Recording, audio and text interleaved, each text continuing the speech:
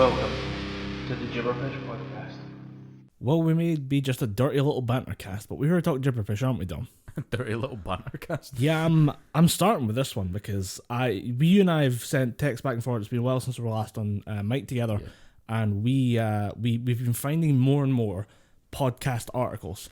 I don't know how, but I think I'm just getting more fed to me through. I use Google News, like the little trends thing. If you swipe left on your phone, you get this Google News feed that might interest you, and 9 times out of 10 it's Joe Rogan related for me. So we'll be talking about that just as part of the general kind of weird reaction to podcasting that we're seeing in traditional media. And I think they're doing the same thing they've done with YouTube for a while, where they want to kind of discredit it and shun off these creators and like smaller personalities off to the side because they're the OGs. Why aren't they making all the money on this new format that they don't understand? Well, what bugs me most about the sort of current state of podcasting is podcasting to me was always something that anybody could do.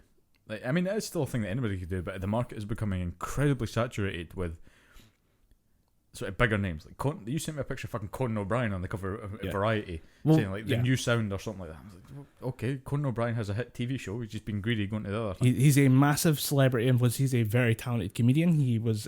I didn't know he was a writer on The Simpsons for the early seasons. And when you find that out, you say, "Oh, that's why he's so funny." Right, got it. He's a genuinely funny human being. His stuff on I think at the YouTube start of The as well Simpsons, works. it was Conan O'Brien, Tracy Ullman, and a comedian called Dana Gould, and those three basically just like the good however many seasons up to, because I think season 22 is when people just stopped fucking paying attention, and now into season 33 no one gives a shit, but the first solid 20 odd seasons were written by these three at separate times. That's why it was good, and those people are now doing other things because people realise, oh, they're talented writers, let's get them doing other shit. Remind me to talk about The Simpsons later because I've got stuff I want to recommend people to watch, but remind me about that later. Okay. Continue with podcasting, where the idea that people want, or corporations don't understand the fact that corporate podcasting isn't working very well, and people forget podcasting started as a hobby. Yeah, that's where it belongs mostly. Like that's where the soul of the community really is. Yeah, I'd agree, because I don't think. I mean, it's always been my thing. If I enjoy doing something, I don't really want to turn it into a career, which is why I've had very, very lengthy conversations with Argic. Yeah, because he's going that way. He's going to start making money off Twitch soon. Yeah, he's been making a little bit of scratch here and there from subscriptions yet, but he's going to be making money off of Twitch. He is going to try and make his main income. And all power to him, but I would hate to take something that I enjoy doing, like video games, or I mean, I fucking love doing the podcast. As much as I'd like to make some money off this, I wouldn't like to make it my main source of income. This is our event. This is our hobby. This is how we get the evil shit out the side of the head. Go back and listen to our discussion on high school, your high school days being shit. Go back and listen to our discussion on me getting grounded for dumb shit. This is a vent for me. I'd hate for this to become a job. This is cheaper than therapy. Cheaper than therapy by a mile. Yes. And I'd hate to kind of take the fun aspect of it and just pile on responsibility and make it a career and what have you. It would cheapen it for me. But the article we read was, I think we both read this one from the New York Times, where they were talking about the fact that these clean corporate podcasts can't quite get a foot in the door, or some of them don't work, or people try and start these new ventures, these new shows on podcasting networks, and it doesn't go anywhere. And people don't understand why, and it's because you are people who just look at this and say, I think I can make a quick bit of cash out of this, not understanding the market is already pretty much full. If you're doing this to make money, bad fucking times. There's no new medium right now. There's nothing new that really requires a new influx of the same podcast again and again and again.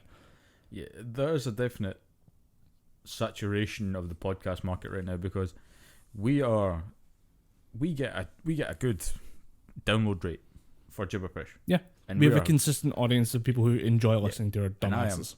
I hate the phrase blessed, but I'm incredibly fucking blessed by it. Like Papa Bless, man. Papa Bless. Papa Bless.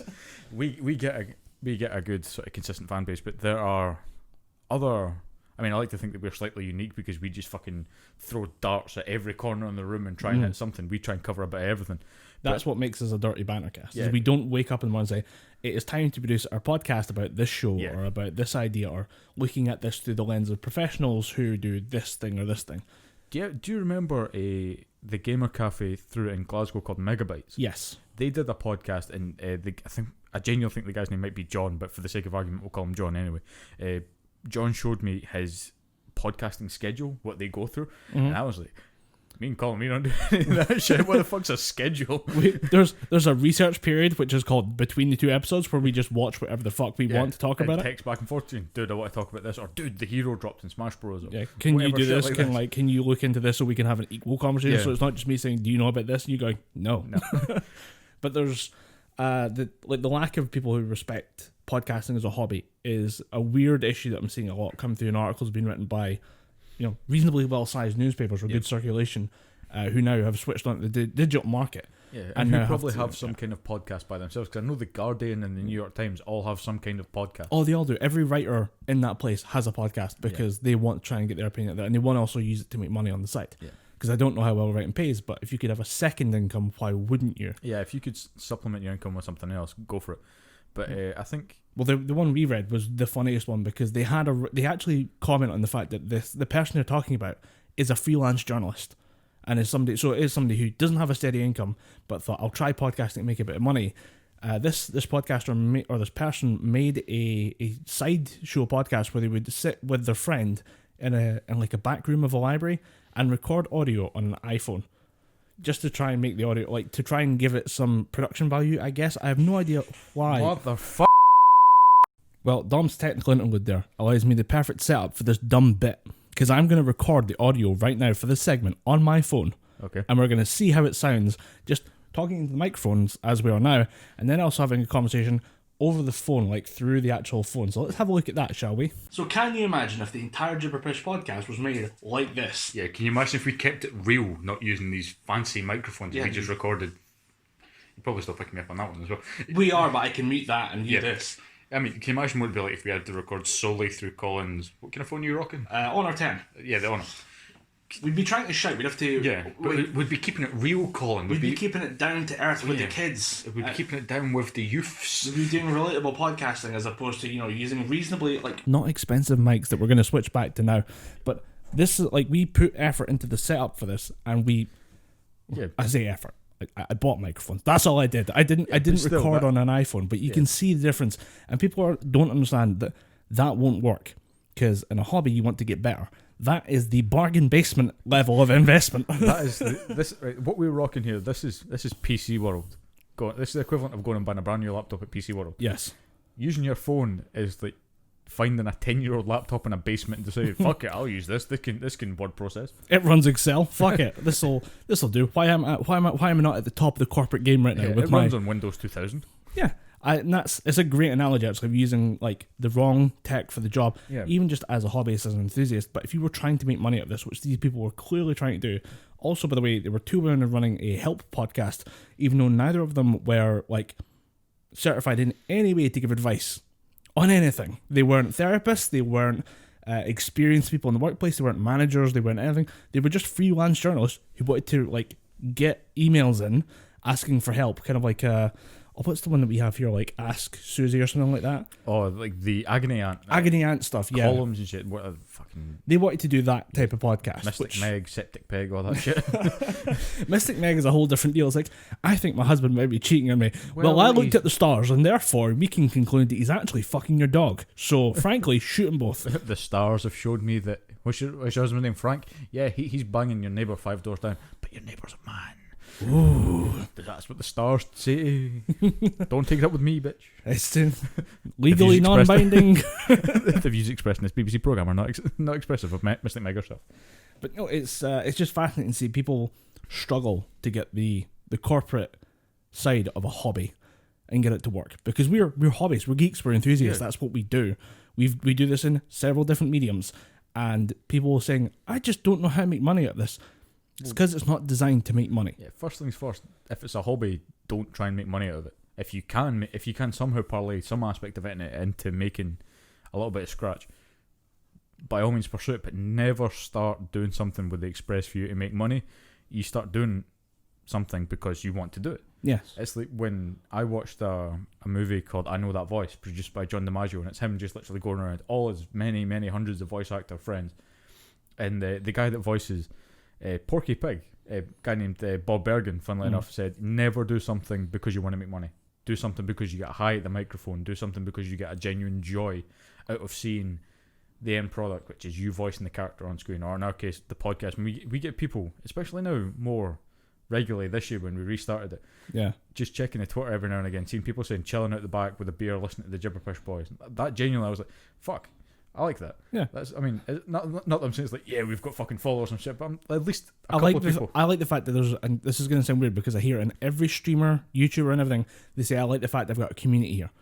That's nice. It means a lot, and especially like now, a lot of people talk about mental health, the lack of communities, lack of interaction with people. Even just having that little kind of nudge, it's a nice little feeling. Yeah.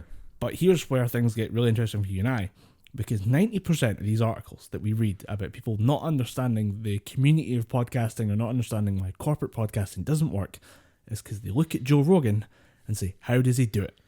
Now, you and I are massive Joe Rogan fans. I obsessively listen to the podcast. I've watched his stand-up specials about 4 or 5 times each. And he's a very talented, funny guy. I'm probably the worst type of Joe Rogan fan, though, because I only listen to the episodes with comedians and the MMA breakdowns. All right. Because the MMA breakdowns just turn into complete shit shows because you've got Joe himself stoned off his dish. You've got Brendan Schaub talking about fucking monkeys. And you've got Eddie Bravo just going, they fucking fake 6 moon landings, Joe. There's a drinking game. Watch episode, I think it's 9:45 or 9:54, and it's got all 3 of them in it. And every time Eddie Bravo says they faked the moon landings, you take a drink. I guarantee you'll be drunk within the first hour and a half. It's ridiculous, but yeah, I don't really watch because there's been a few really good episodes that I keep saying to myself, I'm going to listen to, like the Bernie Sanders episode. The Bernie Sanders episode is good. Yeah, I will get around to it. It's on my list just now. Yeah, it just gets added on the list, and you think, I've got so much, and he produces so much content. Yeah. That's what a lot of people don't understand. He's just doing this for fun, and if you go back, even just out like 50 episodes ago, you will find him at some point saying, I'm surprised this works. I didn't mean to, this isn't supposed, I didn't start thinking this. I just said, I want to sit down with my buddies, hang out, have a couple drinks, smoke a little weed, and then just take the piss out of whatever's going on the planet right now. That's all I want to do, was just talk to comedians. And I didn't anticipate it becoming this. Like, his first sponsor was Fleshlight. Yeah. The hidden vagina like thing that you could just randomly just pop on like a container, have a quick wank, and then throw it away. That was his first sponsor. He just did it for a laugh. Even then, he didn't want to do this corporate thing. But now it is seen as the Leviathan, the juggernaut, that the standard to which all podcasting must be seen is this kind of massive corporate entity. It didn't start like that. And this is what every one of those people writing those articles doesn't get. We found one yesterday that was close to understanding that it was more about just chatting and shooting the shit. It wasn't actually about doing certain things. But then immediately the writer of that one immediately had their political bias and said, but I disagree with how he conducts himself in these interviews with various right-leaning figures, which is fine. But it's at the same time, it shows that people get so close to understanding why people enjoy podcasting as a hobby, and then immediately just throws it out the window. It's almost like you were so close to it, but he disregarded all reason and went, but he does this. But I disagree with this thing he did. It's like, most of us do as well. We tolerate that, because here's the one thing. I was thinking about this, walking to the shops the other day.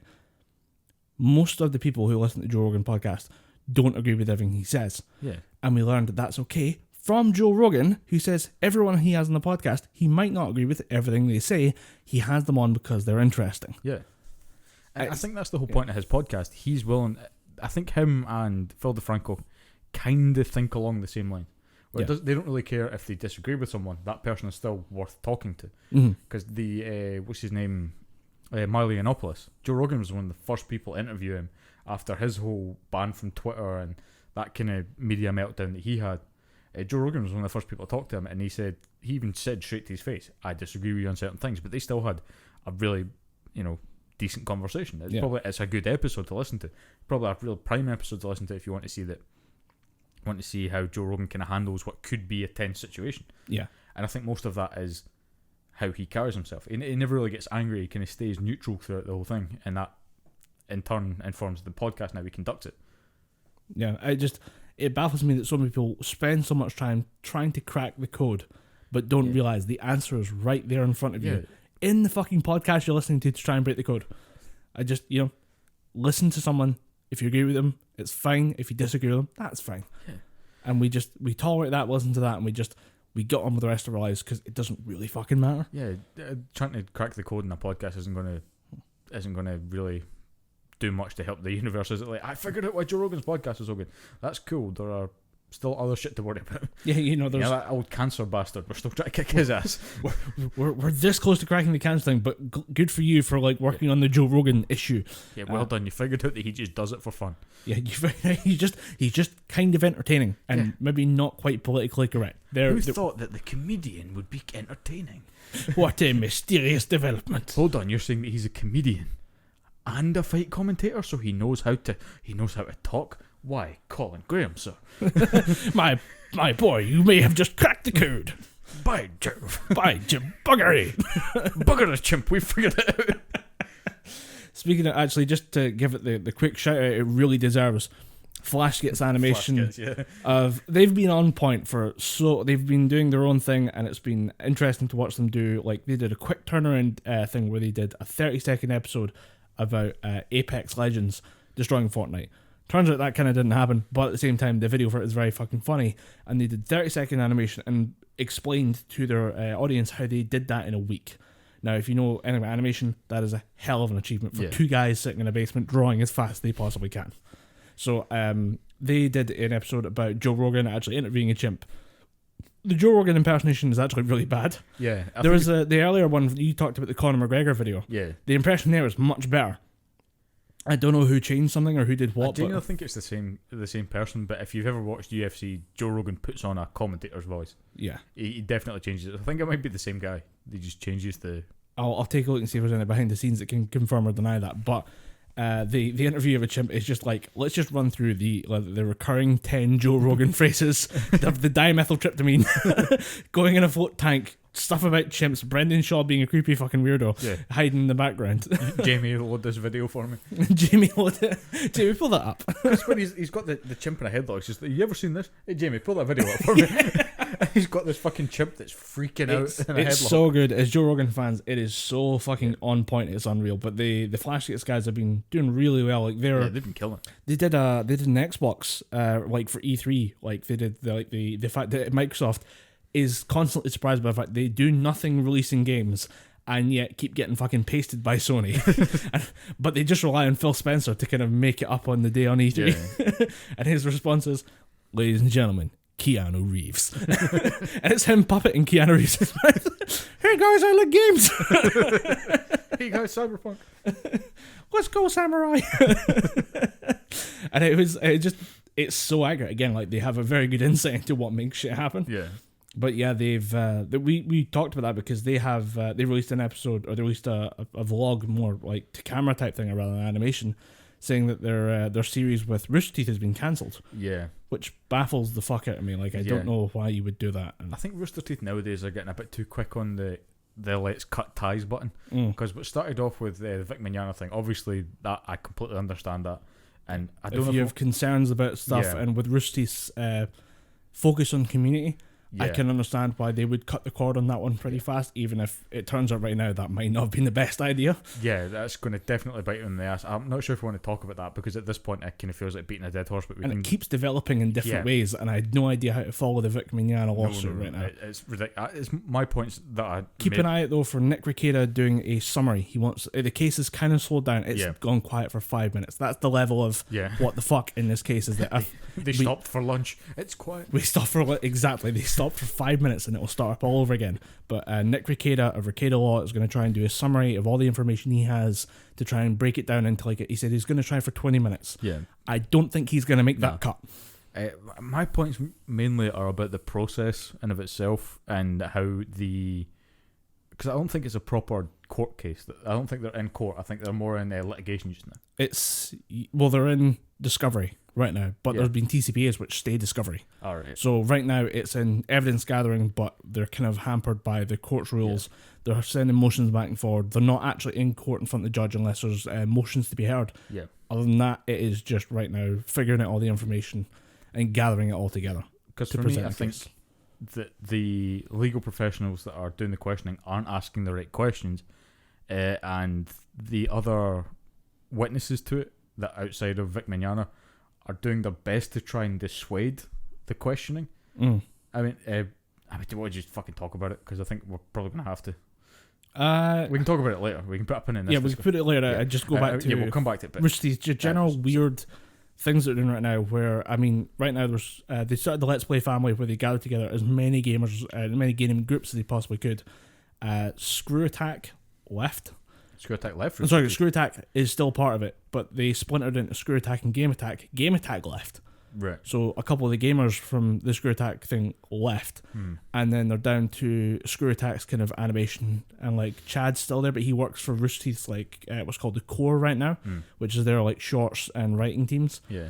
But he still does Death Battle as the voice. He's Boomstick, is he not? Yeah, he's Boomstick. I think Wiz is still there, but he might just do that and a couple of other things. But there's no Screw Attack content anymore. It's now just Death Battle. Yeah, they just do Death Battle, the Death Battle Cast, and Death Battle X, which is just they're doing Death Battle content exclusively, and then Chad works with Rooster Teeth's kind of comedy group. Yeah. And then they've had splinters off of that. A group called Cow Chop have lost like 3 of their original founding members or something. Yeah. I've seen them I think the only time I've ever seen any of them, it was in... You've seen Talking Stockings on Funhouse. Yes. The fucking shit show, brilliant show that is. It is a deliberate, like, kind of parody of late night talk shows and stuff like that. But it's so absurd. It's so... Yeah. It's like everybody takes a massive hit of cocaine right before they start filming. They just get as bombed as humanly possible. I think they do it right after their drunk streams. Yes. So when they did Drunk Mario Party, within about 10 minutes they were doing Talking Stockings, then... Bruce Green just starts smashing the set up with a fucking sledgehammer. Yeah. So yeah, that's the only sort of interaction I've seen with Cow Chop, but I've seen them kind of put their name about it there. A lot of people in sort of Funhouse and Rooster Teeth have been talking. Yeah, a lot of people like them because they have that very kind of I want to call it like the immature old school YouTube attitude, where it's let's just fucking do shit for fun. Yeah. And they had their series of like they would order random shit from Amazon and like stress test it by beating the fuck out of it, or like slagging it off, or just like throwing it. Like, I wonder if this keyboard works if I throw it against the wall. Woof. That was their entire channel, was just random violent shit happening to inanimate objects. But they've basically like been crippled by this. They've got new members in. They're trying to work things out, but it seems like it's a bad time over there for those guys, and I feel bad for them because it was just like 4 guys hanging out making videos, and they didn't expect it to become that big. And again, there's that theme of like you just do shit for fun and it works out. I kind of see them, unfortunately, as it may be, I kind of see them going the way of Sugar Pine 7. We didn't even talk about Sugar Pine 7 later. I think that was where I was going to. Because I started off with Vic Mignogna, which wasn't the right thing, but they cut ties with Sugar Pine 7 because those guys just weren't really cutting the mustard. They were making shows, but it wasn't as good as the previous stuff. And they don't make as much content as I think Rooster Teeth would like them to. Yeah. But that's speculation by me. Yeah, but Rooster Teeth, as I found it recently, they're all about let's just get shit out. Yeah, they don't really respect the process in a sense, because Rooster Teeth's set have. Like, I think they're streamlining. Yeah, and I think it's to do with. I mean, we're talking about this because Flashgate had an animated series planned with Rooster Teeth, and they canned it.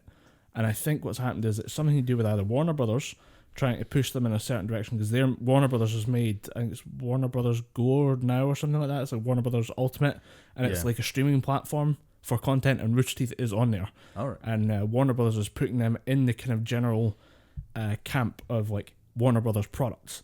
So they're putting them up at like Comic-Con and stuff. They're giving them appearances and panels and stuff in those venues. So I know Warner Brothers now, they now have a lot of they have a lot of say in Rooster Teeth products now, because DC are writing a 12-part Ruby miniseries that exists outside the mainline DC continuity. So it's basically DC, what used to be DC Dark, which is just other side stories that have no impact. Is that the comic books? Yeah.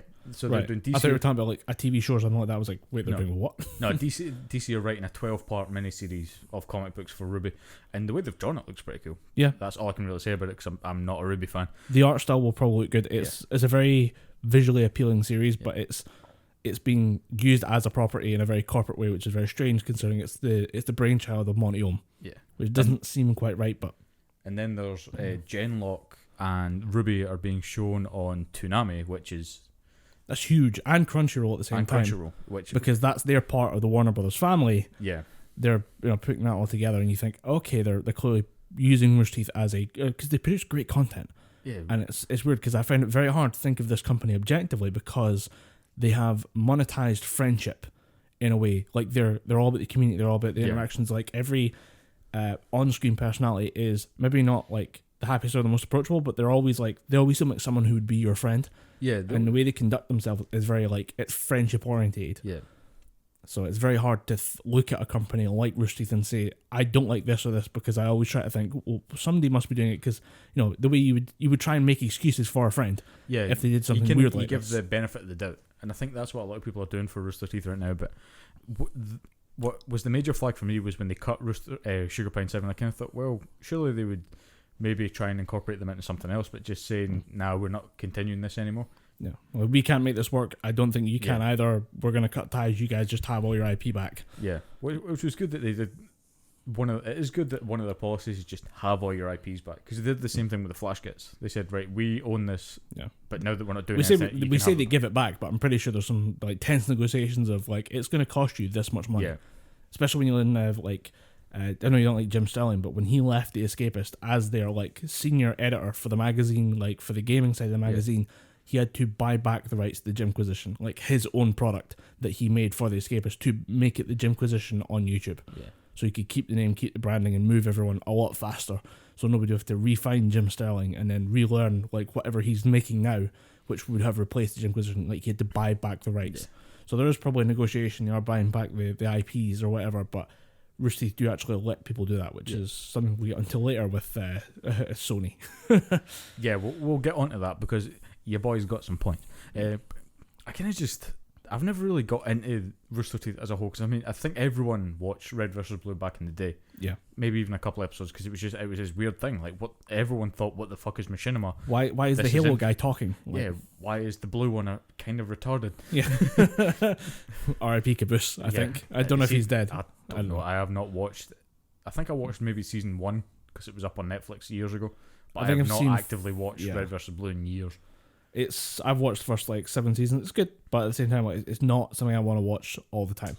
No, but yeah, it's weird to think that they've now gone more business-like, because they've been about since OG YouTube. They were before YouTube. So I think they were still, when this YouTube platform was exploding, Rooster Teeth was one of the first few channels that you could find. Back when it was just... They were extremely hesitant to put it up there. Yeah. And it starts... The legacy, the mythos of Rooster Teeth is it's 5 friends starting in a spare bedroom in Bernie's house in Texas. And it becomes, again, another cultural monolith for geek communities. And it's now time to kind of realise that although they may seem like your friends, like they are going corporate. Yeah. And Warner Brothers is not helping that, because I think Warner Brothers right now with the whole... DC versus Marvel thing is getting kind of desperate, and they're getting kind of scratchy. Yeah, I mean, we can get into that, because I have some points vis-a-vis the new Batman. Not bad points. I'm officially now okay with Robert Pattinson being Batman. Yeah. Because unless it was the same thing that happened with Ben Affleck. Someone showed me a picture of Bruce Wayne looking exactly like Ben Affleck, and I thought, because I've always been a fan of Ben Affleck, despite fucking Daredevil. Yeah. But because he's always popped up in Kevin Smith movies, and Kevin Smith movies have always been like some of my favourite movies. So when he was announced as Batman, I was wanting to give him the benefit of the doubt. Then someone showed me, I was like, oh, he actually does kind of look the spitting image of Bruce Wayne. I'm wanting to give him a shout. And he was actually one of the better parts of Batman vs Superman. But Robert Pattinson, he'll do a good job. There's no way that he's going to fuck it up. One of the initial reactions to his announcement as Batman was everyone who's complaining about him only remembers him from Twilight. Yeah. They don't know the last 10 years of his life have been dedicated to making these like really weird indie art house film projects that have really pushed him as an actor. Yeah. So, but the point I was going to be making, because I always get fucking sidetracked and talking about Batman, but DC need to stop this competition with Marvel, because it is killing their franchises. Yeah. Because to this day, Flash is on the verge of being swept aside, because the contract, Ezra Miller's contract, is about to end, and it's looking like he won't renew it. The guy that plays Cyborg, can't remember his name, but his contract is ended, and he has no wish to renew it, because they've just fucked up that character so much. And he's been in, 2 movies? Yeah. Batman v Superman and Justice League? He was in Batman vs Superman in a deleted scene, if I remember right. Oh. And he was in Justice League as just a background character, weird looking Power Rangers villain. It didn't look right. It didn't look like Cyborg to me. And Cyborg has never been this depressed. Yeah. Cyborg's always just been like, I'm a football player, and oh shit, why am I a robot now? I'll still make jokes. Yeah. And I think the main issue I saw with Cyborg was they went the Transformers route, where instead of like just having him covered in like armored plates to make him look a bit like Iron Man, they just go, let's show every little gear and have it spin, because technically it's going to look amazing and we'll win so many awards. No, it looks like ass. Yeah, you fucked up and it looks like ass. It's bad to say when the DC streaming service version of Cyborg looks better than the live action Cyborg. The Doom Patrol Cyborg, despite the fact that it is clearly a headpiece attached to his head and some metal sleeves and a metal body warmer with kind of metal pieces attached to the legs, looks better than the live action version, because they do what I thought they would do is they would kind of blend it in with a bit of CG, and they've done that and it looks pretty fucking good. Yeah. Then you go the live action movie version, just thinking, how have you fucked up this badly? Yeah. Because the Doom Patrol was actually a really fucking good show, because it was another show no one had seen before. Let's just make it as fucking weird as we can, and it works. And what helps it along is the villain, Alan Tudyk playing Mr. Nowhere, I think his name is. All right. It's just he's having a ton of fun on screen. He's fucking with everybody. He's talking to the camera. He's breaking that fourth wall. It's fucking great.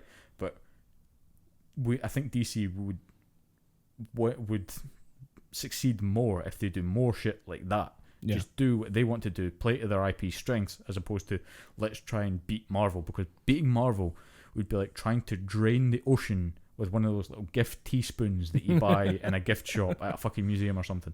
Like the tiniest little teaspoon you can imagine. You're just trying to drain Loch Ness. You don't have the weapons for this fight. Yeah. And if you did, you fucking ruined them. You've fired all the ammunition at the ceiling. Yeah. Well, then, yeehaw, we got this, boys. Yeah. You don't got this. You had probably one of the best live action Supermans you could have fucking found in Henry Cavill, and you just went, sorry mate, you're fired.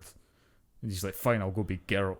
That series looks pretty fucking good. Yeah, I was wondering, because I think we talked about this before when we just seen like the poster, and the reaction was, okay, good attempt, but I don't think you got this. And now we've seen like a couple trailers, haven't we? Yeah. And they got it. It's to do with the lighting, it's to do with actually making the world look real and lived in, and then that sells it more than a still image. Yeah, I think now that we've seen the face and there's cuts and he's got the eyes right and they cut the wig down a bit, it looks pretty good. It's the voice that I'm needing to hear. Yeah. Because he has a very distinctive growly American accent that I think Henry Cavill can't really pull off. I wouldn't be surprised if they just said, fuck it, talk in English. Yeah. No one's going to give that much of a shit. No one's going to care. You're still going to be Geralt of Rivia, but we're going to do our interpretation because we found a good actor who can't do an American accent. just play look, this is a Netflix adaptation. Yeah. Like, you play that card with anime all the time, fucking go for it with Henry Cavill. Cause, I mean, he can do an American accent, but I just don't think he can do Geralt's American accent. And for a show, not a movie. Yeah. So I think, it's going to be a good film, but a good show, but you just need to wait and see, because I think the accent will be what sells it for me. If they do English, sure, but if it's a horrible American accent, it's going to make me just tune it out completely. But just DC, stick to your strengths, please. You've got good strengths. You got weird, dark, interesting characters. You've got Batman. You've got fucking Wonder Woman. You've got Superman. Use them in the good capacity. Can you imagine how fucking good a Flash movie would be, where Flash is just a total fuck up, but still, or Barry Allen's a total fuck up. He can't really balance his job, but when he's the Flash, he's just going out there solving crime. The Flash is what he truly inspires to be. Then you've got, if you just make a dark Batman movie and just think, well, this works. Not have Batman get punched by Superman going, yes, I bleed, ow, I'm in pain, oh, Ivan. It's fucking cheesy, it's bad, and get Joss Whedon the fuck away from my Justice League characters. I'm not having that shit again. And if Make the bad man go away. Yeah, if one more fucker says release the Snyder Cut on Instagram, I'm going to fucking murder them. I mean, I've seen it on Twitter as well. The Snyder Cut of the Justice League movie is not going to do you any good. Here's the thing, I don't think it exists. People say Jason Momoa, it does. Oh, right, okay. Jason Momoa has seen it. Because he had a larger role to play in the Snyder Cut, apparently. Right, because as far as I'm aware, like, he got kicked halfway through production, and they brought in Whedon to tie it up at the end. Yeah, it's not, I don't think, Zack Snyder didn't get kicked. He had a family bereavement. Oh, yeah, right. I think it's something to do with his daughter. Right, okay. Yeah. I think, it was pretty nasty, because he just said, no, I can't focus on this. And then they brought in Joss Whedon to make a Joss Whedon movie, and it was fucking awful.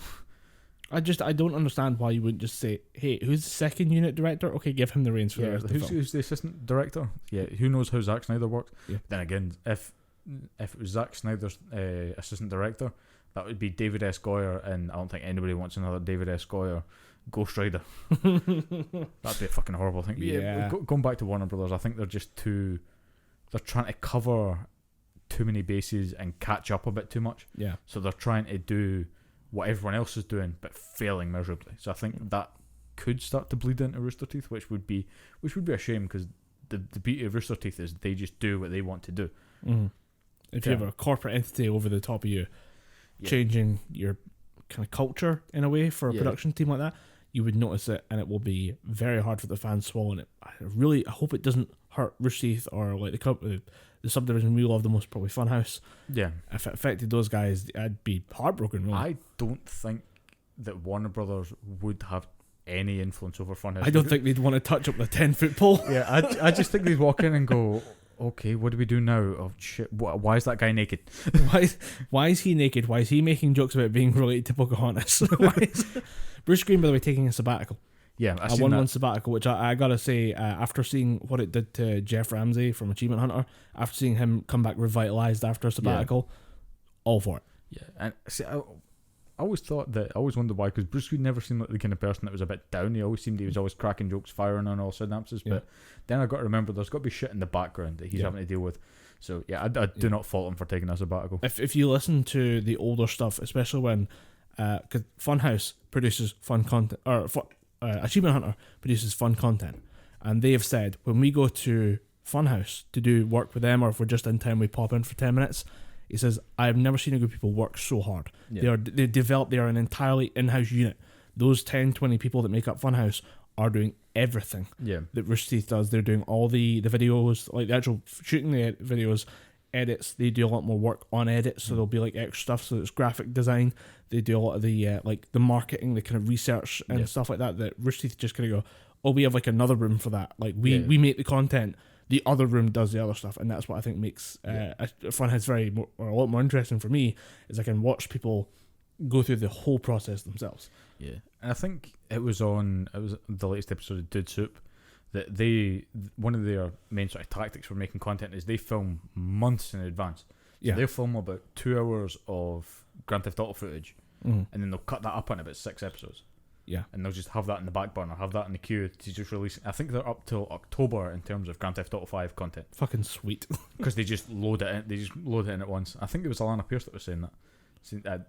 Her and I think it's her, Lawrence, Bruce, and Adam just sit and record for 2.5 hours. And especially because they do a lot of community content, it's very hard to say, look guys, every Friday for an hour we're going to play. Like, it's not worth it to just play for an hour. Yeah. Get that whole session and the whole afternoon playing with the community, and then cut it up in different pieces.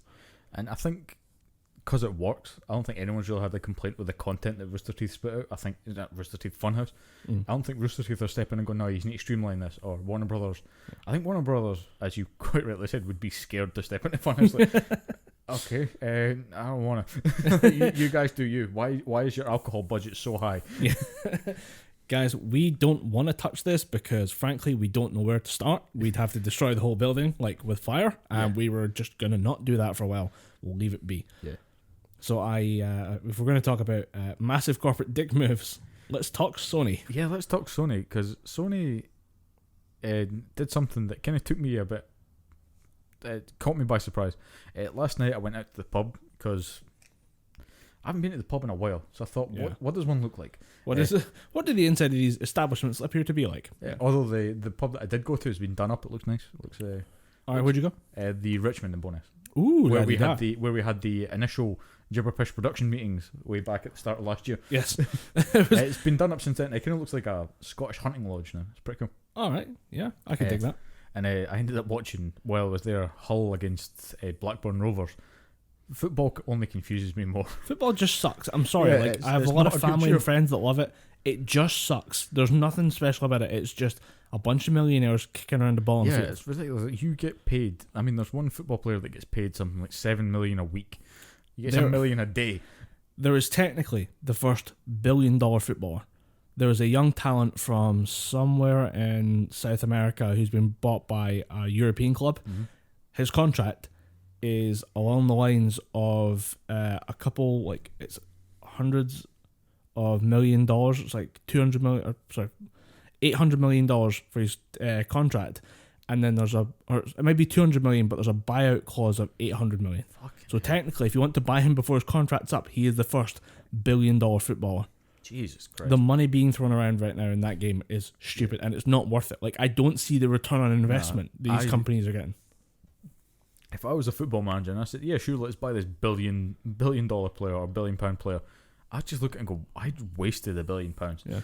There's no need for this. Then, because I don't think there's transfer fees in rugby. All you need to do is pay that player's salary and they get transferred over. Because the main thing with the Scottish Rugby Union right now is that you have to they're trying to keep players in Scotland.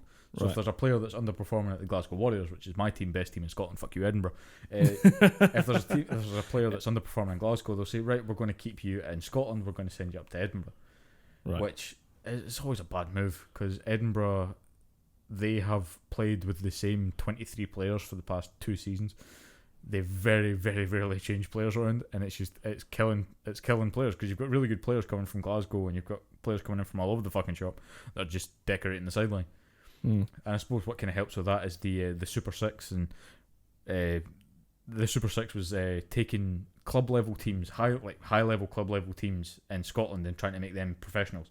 So you've got teams like Stirling County, which is one of the best teams in the country, Ayr Rugby, and 4 other rugby teams, and they're getting put onto professional level. Players are getting paid something like 20,000. It's not bad money. It's pretty good, but I think that's per year. But it's still better. You're getting paid 20,000 to go and hit people on a field. I'd fucking do that. But anyway, at the pub, came back, checked my phone on Instagram, and there was a picture of Tom Holland in the Spider-Man suit, and just cancelled across his face. And I said, "What the fuck is this?" Clicked open on the article, and it says Sony and Disney failed to find an amicable deal. Sony will be taking the property back. There will be 2 more Tom Holland starring John Watts directed Spider-Man movies that will have nothing to do with the MCU. Yeah, this is which is a shit thing to do. It's baffling. I was saying again, like, you text me after that, and that was our production meeting for the day. Yeah. And said, "I can't believe it. Spider-Man's at the MCU. Who the fuck signed off on this?" And we're immediately like, who, why, what? Who, why, what, and where? The answer, as always, is money. It's that dollar, yo. And those cunts at Disney, that the fucking mouse wanted 50%. Those arrogant motherfucker. Whereas Sony were just like, no, we're going to keep our 95% of all Spider-Man related profits, and you can keep your measly 5%.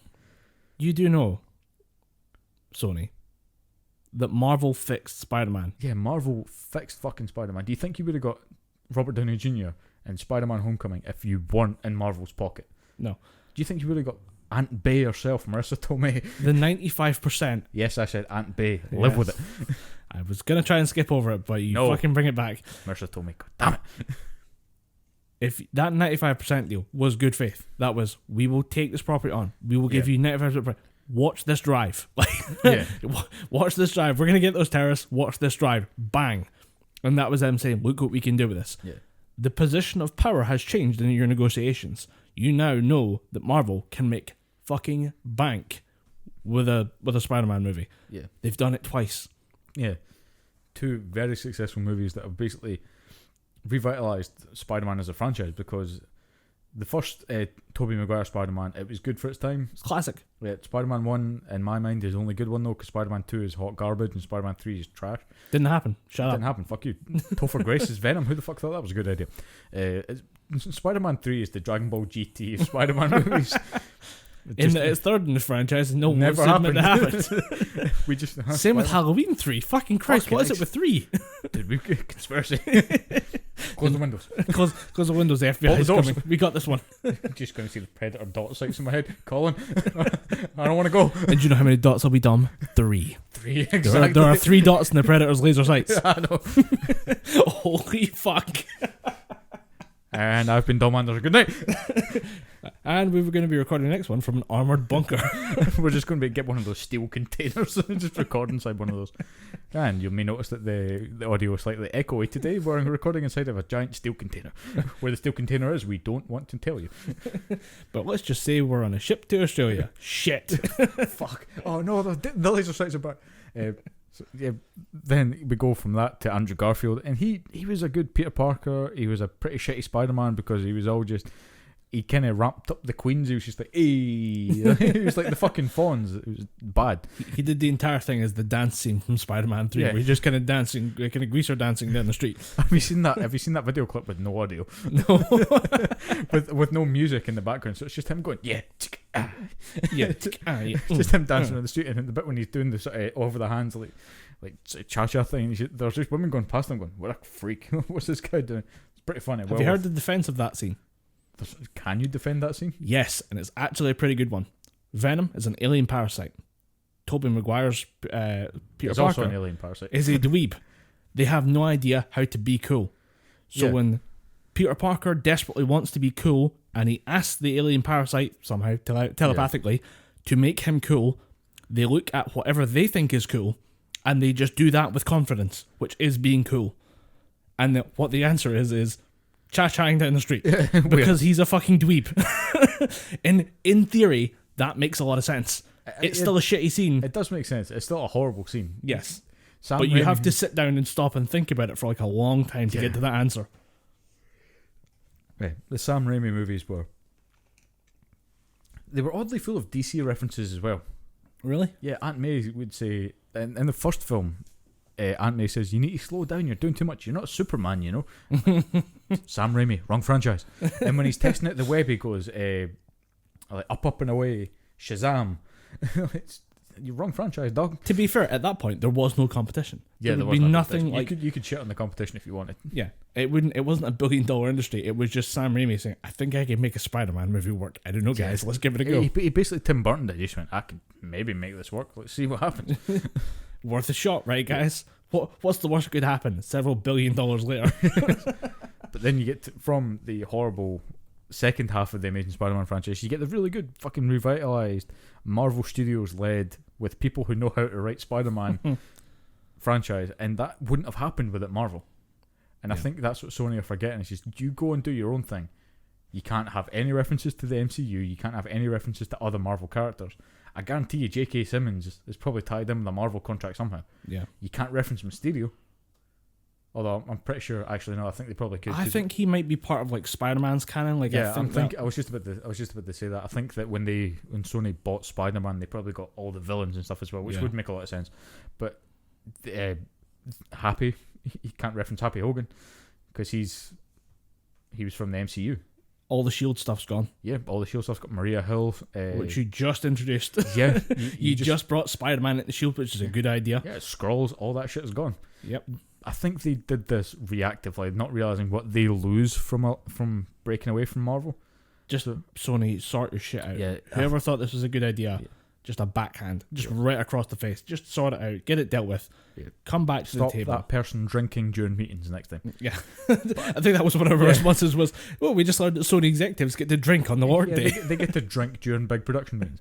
But I think the amount of stuff that they're going to have to replace if they do this is going to be a hell of a struggle. And I never usually promote hashtags because I don't think they do anything, but I genuinely think if you have a spare time, just go on and retweet hashtag Save Spider-Man. Just show Sony that they're fucking idiots. And most of the responses that I've seen on Twitter, Instagram, and some of the stuff that I've seen on Facebook, because like we've discussed, I've been pulling away from Facebook for a while, have been, I will never buy another PlayStation again if you don't renew if you don't join with Marvel. Sort your differences out and just make another fucking Marvel Studios Spider-Man movie. Yeah. And here's the thing. For the last couple years, the entire internet has been saying, when will Spider-Man join the MCU? And that has been a massive online push from fans of both the movies, the comic books, and people who just want to see explored potential in both universes for Spider-Man and the MCU.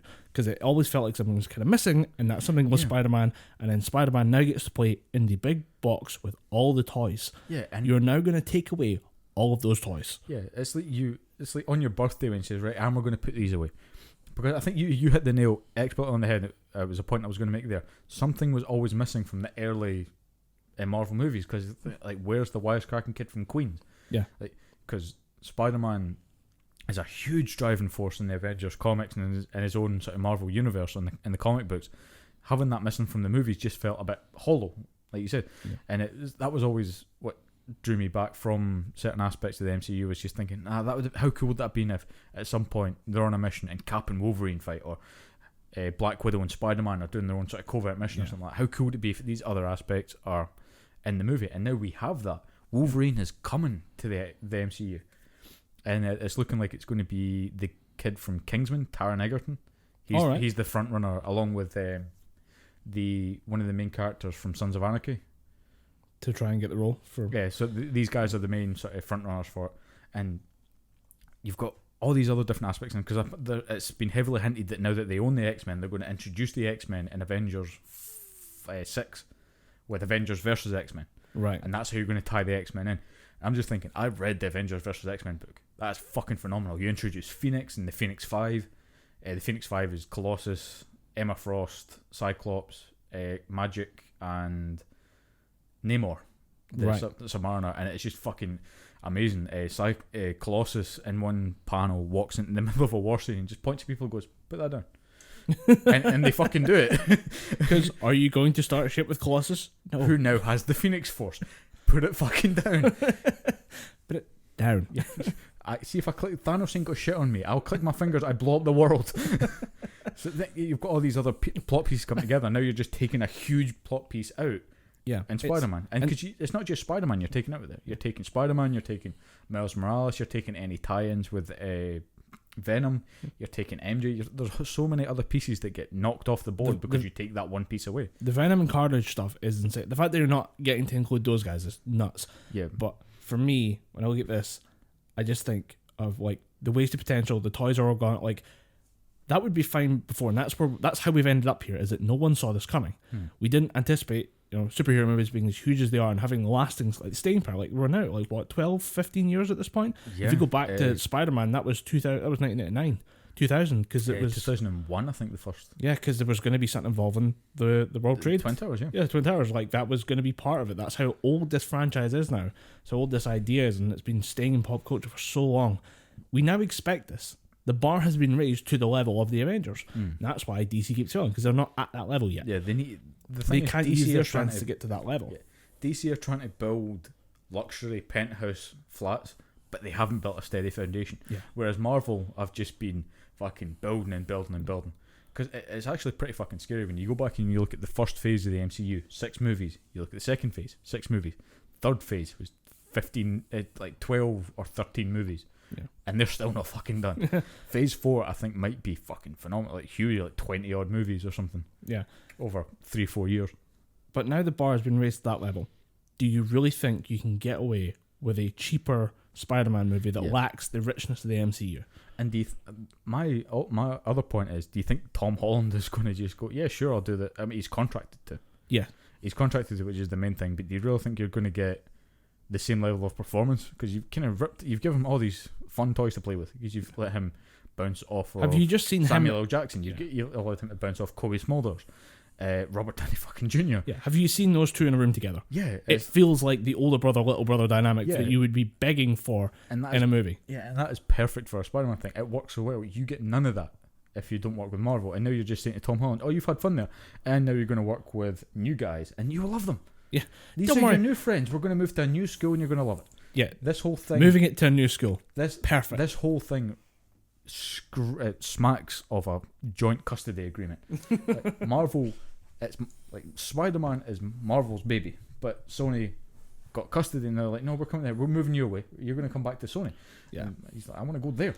You're about to see how this all goes horribly wrong, and it smacks of arrogance from Sony's point of view. Oh, very much arrogance. But at the same time, they've just went and bought Insomniac Studios who produced the Spider-Man video game, which leaves you in. It just keeps getting worse for you, doesn't it? Yeah, it does. But I mean, Insomniac, Marvel Studios, they have nothing to do with the video games, and the Spider-Man is licensed out to Insomniac. Yeah, I'm pretty sure Marvel mainline still owns the game rights. Sega CD play, and you can't make that anymore. Give us it for the movies. Wouldn't that be amazing? That'd be just. Oh, Kevin Feige goes, oh, by the way, I spoke to my boss. He says, Insomniac, Spider-Man license is gone. Double bird, bitch. He just bye, y'all have fun. Have fun making Spider-Man 2 without Spider-Man. It would be the ultimate dick move, and I would hope that Marvel wouldn't pull the mouse wouldn't pull that move. But at the same time, the mouse is going to pull that Chad move. The mouse is making some Chad moves right now because the mouse does not like being fucked with. I guarantee someone at Disney is just saying, can we just fucking buy Sony? Can we make this all go away and fucking buy Sony? I reckon that is a strategic discussion to have right now. Say, look, we could just buy those guys, right? Like, yeah. I mean, how much is Sony going to cost? Yeah, I mean, we do the same thing we did with Fox. We don't buy all of it. We just buy the movie parts and give them all the bird. Just take it. We the mouse, motherfucker. The mouse gives you the bird. That's the episode title now. The mouse gives you the bird. The mouse flips you the bird. Yeah. You just imagine the debt collectors are walking in. They've got the body. They've got the stab-proof vest on, but they've just got Mickey Mouse ears. They're just coming in and taking boxes away. Just love the mouse, bitch.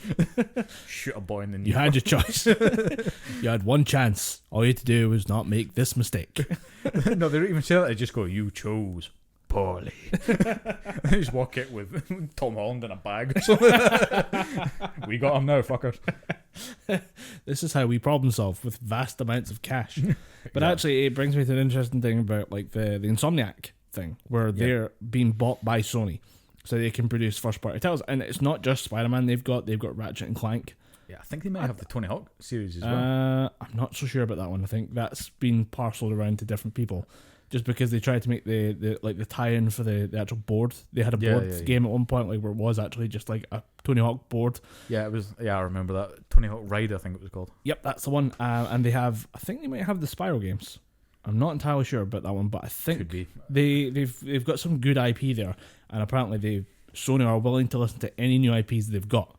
So they might have something up the sleeves that doesn't need it to be Spider-Man, but at the same time, I think they might be stuck as being the Spider-Man studio for a while, just because that game was so groundbreaking for a lot of people. Oh yeah, it was. Spider-Man was one of those games that stepped up and showed you that superhero games could be really fucking good. And I keep coming back to this point, but it is basically an Arkham type game in every sense of the word, because no one thought a Batman video game would work, and then here we are 5 games later into the Arkham series, and we're just thinking this shit works pretty fucking well. Yeah, it's the same with Spider-Man. They've cracked the code, and hopefully they don't get stuck in that, because there's something sad about seeing a studio that's got talent and a variety of things it can do, because apparently they were big into VR games. Insomniac Studios produced a lot of good, or at least interesting VR games for the Oculus Rift, so that's gone. But Sony does produce its own VR products, so they might be able to use a bit of that magic to try and make the PSVR. What the hell is their VR experience for the PlayStation? I think it's just PSVR, yeah. Yeah, I think they're just PSVR. Like, they could try and make that at least a little bit interesting. Yeah, you're right. Insomniac Games own Spyro, the entire Ratchet and Clank series, the Resistance series as well.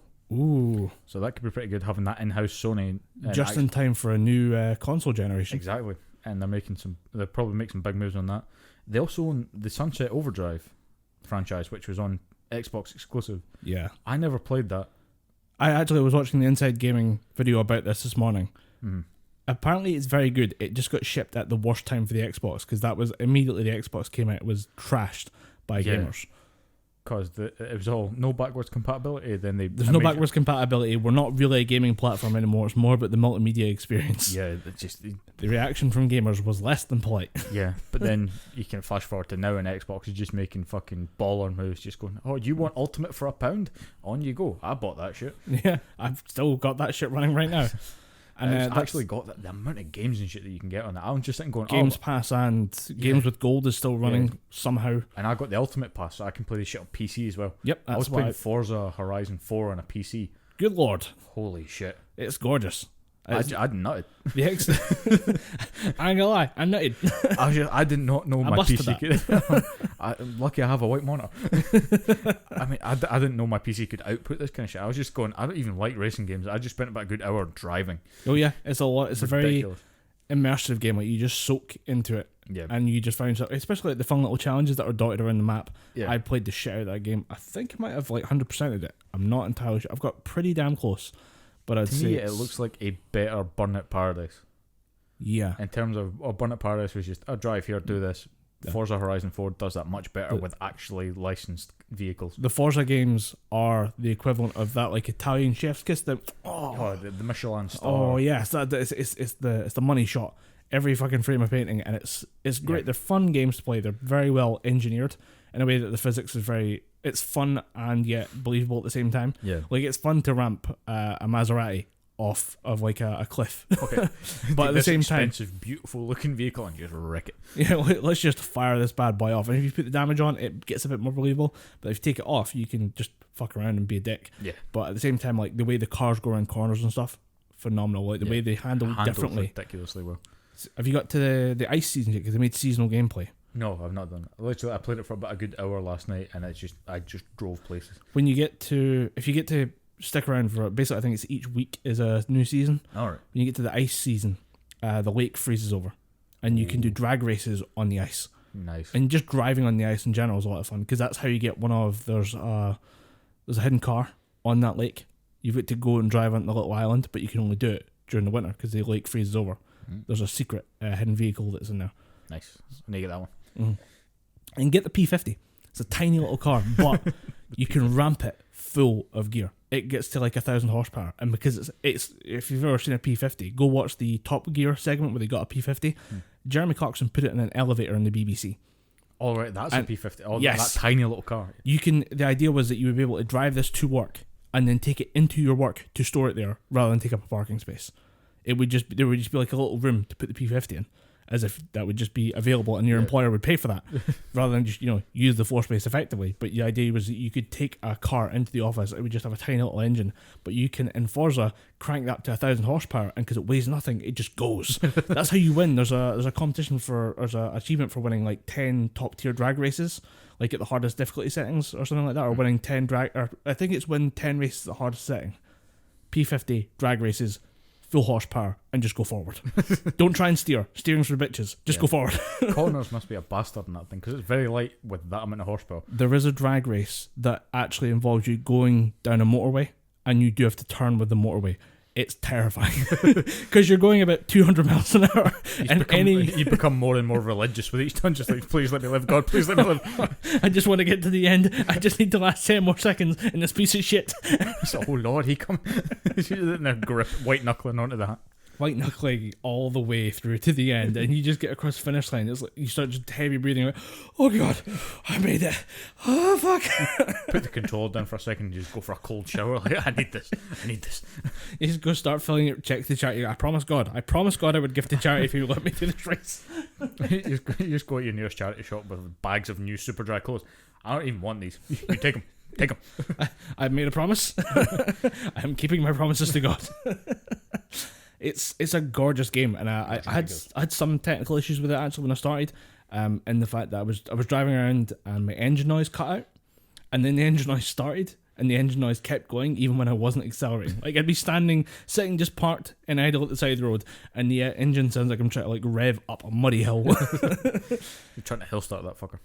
It was interesting though because it was the weather mechanics changing randomly every week makes for a very interesting racing game. And the introduction to it though is so good. Did you play the actual intro mission? No, I think I just skipped over that. It's free play. Oh, you shouldn't have. It's every race. It's one big race, which is how all Forza games start. Is just the race to the event, because the Forza Horizon series is the Horizon event in different locations, which is why they go to Australia, why they go to the UK, and this one it shows each like the race to the event is in 4 different segments. Each with the top tier vehicle that they provide. So at one point you're in an off-road vehicle, at one point you're in like a sports car, at one point you're in a classic car. Oh. And like the off-road segments are amazing. You're racing 4 bikers, and if you can beat them all at the same time, it feels like a genuine achievement. And I'm like 30 seconds into the game. It really, like, you start off with so much momentum going into the game, and it doesn't stop from there. Like, the driving around is fun, but playing it as the campaign is a lot of fun. Really good. Although you do get to meet a lot of annoying English people, so it might kind of piss you off a little. Yeah, a little bit. But What led into the Xbox talk? We were talking about Insomniac. Just massive corporate buyouts. Yeah. Because Sony must have seen what Xbox did, where they bought everyone. Yeah. And got them to produce exclusive games, and then they must have went, oh shit, we need that. And now it looks like the next generation of consoles is going to have the same exclusivity bullshit as the last one. Yeah. And it just, as an Xbox fan, as someone who only owns the Xbox, I was on the losing side of that for the last generation. Yeah. These exclusive wars for consoles suck. Yeah. I'm sorry, they're ruining the gaming experience. I will give you that. It is pretty shitty, but that is very problematic. It's very emblematic of the whole console wars, and as a whole, everyone is trying to try and get the exclusive big title. The reason why I think Microsoft bought, was it Team Ninja or Ninja Theory? Ninja Theory, yeah. The reason why they bought them is because they're going to try and get Ninja Theory to make something that can even think of competing with Final Fantasy VII, because Final Fantasy VII is going to come out on PlayStation 4/PlayStation 5, yeah, and it is going to sell so many consoles, and the game itself is going to ship so many units that Microsoft is just going to go, fuck, we need to compete with that. So the Scarlet, as much of a powerhouse as I guarantee that console is going to be, because with the Xbox One X, the hardware on the Xbox side is now clearly superior to the one on the PS4. Yeah. Whereas it was the other way around. At the start, PS4 was way more powerful than the Xbox One. Yeah. But now that flip that, I think the Scarlet is going to continue that. Maybe PS4 is just going to be the same level or maybe under it. They're going to have all this cool technical ability, but they're not going to really have any cool games to comprehend with that. So that's why they're going to get, they're going to try and churn out as many new exclusives as they can. Yeah. And I think it's going to be new IPs that people are just going to go, that looks pretty cool. Yeah. But at the same time, PlayStation's got Final Fantasy. And I think it's, if you're like me and you have all the consoles, you're not really going to focus down on one console because you're going to be too busy buying so many different things. So I think having console exclusivity is just, it's a bit too elite for me. I don't like saying, if you want to play this game, you have to have a PlayStation. Well, can it just be multi-platform so I can buy it on what I have? Yeah. The problem is that the games sell the consoles. That we learned that in the 360 generation. The PSD was a clearly superior machine in Xbox 360, but the 360 had better games and a better community, so people played it more. 360 had much better games, a better controller that didn't twist. Fucking hated I think it was the DualShock 4. Yeah, the DualShock 4 was horrible. It actually twisted in your hands. And after a certain amount, if you've been playing it for a while and your hands were all warm and sweaty, it felt like at any point you could just push it and it would melt. Yeah. It was a fucking horrible made controller. But the fact is, when the PS3 first came out, it was ridiculously expensive because of the inbuilt PS2s. And the inbuilt Blu-ray players, which at the time was new tech. Yeah, and it cost you, I don't think I'm exaggerating this when I say it, but I think the original PlayStation 3 cost about $500. I think you're lowballing that. I really do. I think because Argak, again, when he first bought it, because he's one of those people that the minute a new console's announced, he starts putting money away for it. Yeah. And when he first got the original 60 gig, original version 1 PlayStation 3, and... Can you imagine right now if a console company said, don't worry guys, it's got a 60 gig hard drive. Yeah. You can riot. You can put 4 games on it if you're lucky. You can put 2/3 of Red Dead Redemption on it. You can put all the indie games you want on it, but if you want actual AAA titles, I mean, that sounds disingenuous. I've actually been playing more indie games than I have regular games, but if you can put as many indie games on it as you want, but if you want actual games that are going to not last you 5 minutes, it's going to be 1 game per hard drive. Yeah. I think Red Dead Redemption is what, 80 gig? 100 gig. Yeah, you can put a bit of Red Dead Redemption on there. Yeah. But yeah, I can remember them costing about £500. Then the Xbox 360 came along and went, we're only 300/250, and people just went, fuck yeah, give me that. Sold.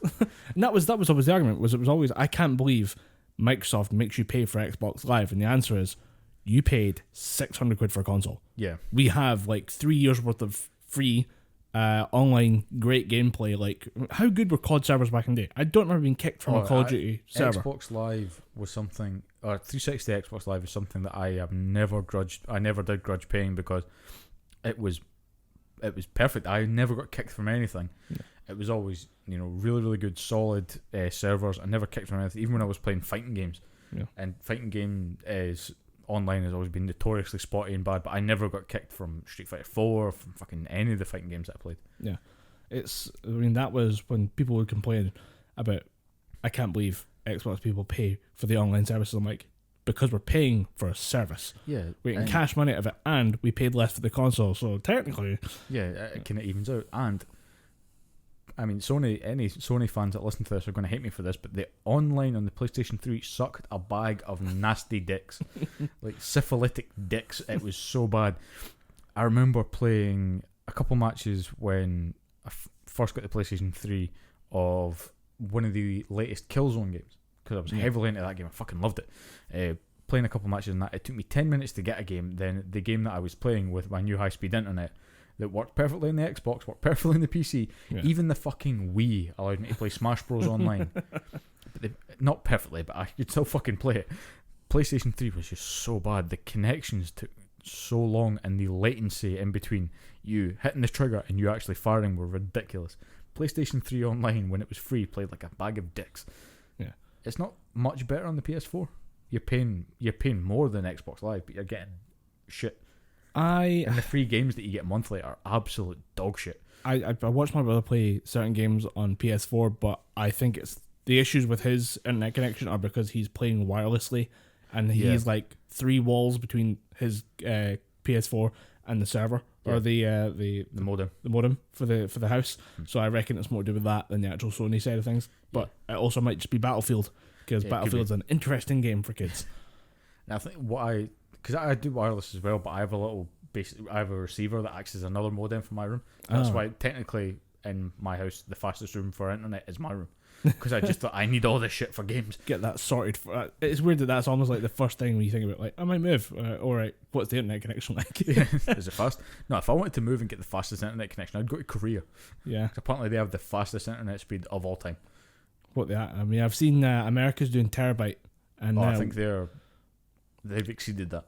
I'm up to 350 meg, something like that. Oh, I think at my house we are, but 350 as well, because we literally thought we're not watching the Virgin Media TV with the exception of maybe Comedy Central, so let's just hack the shit out of that. Yeah. Get a Netflix password and then just boost the shit out of the internet. We're paying about 10 quid less. I think our entire Virgin Media bill comes about £30, but we get the shit hot internet. Yeah. I just, when you get the shit hot internet, you've got to basically just make the sacrifice saying goodbye television, goodbye phone lines. Like, who the fuck has a landline now anyway?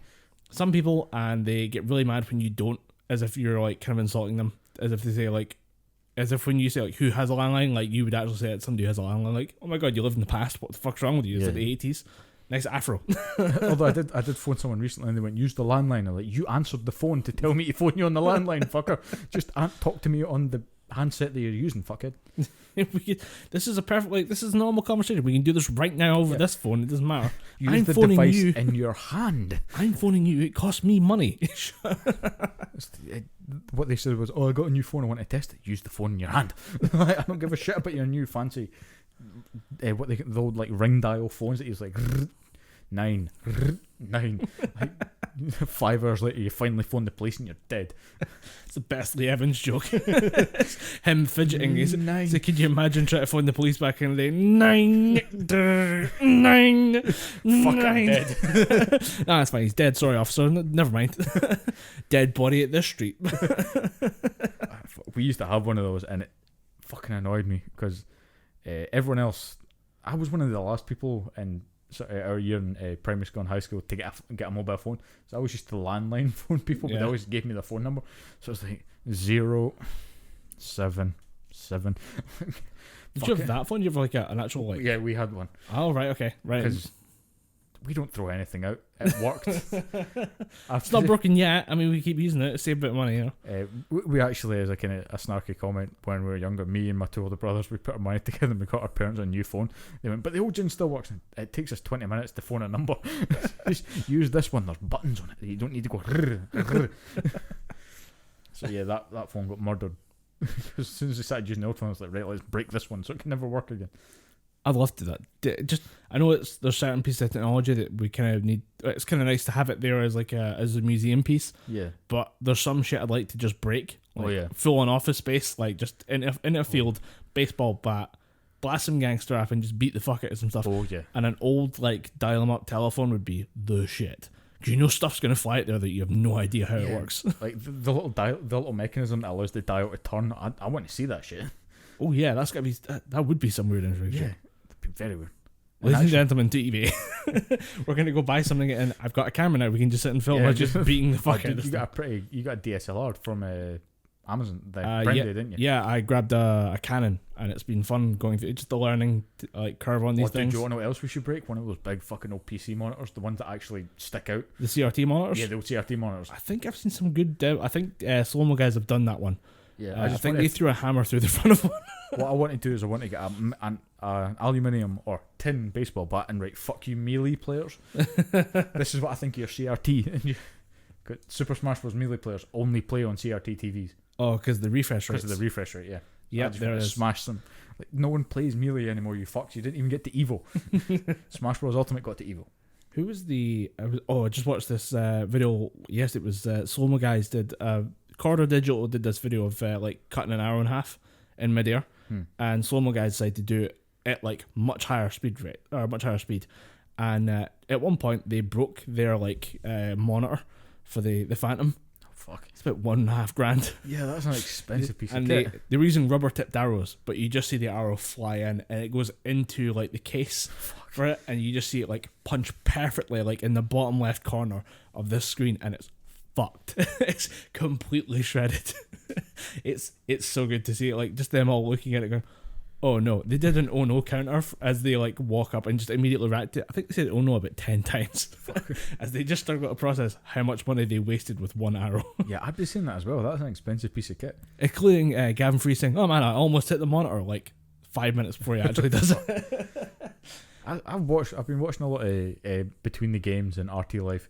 Gavin Free might be the most unlucky person. He's an engine of chaos. He does it to himself. Do not feel sympathy for that man. I do not feel sympathy for him. He does it to himself. Okay.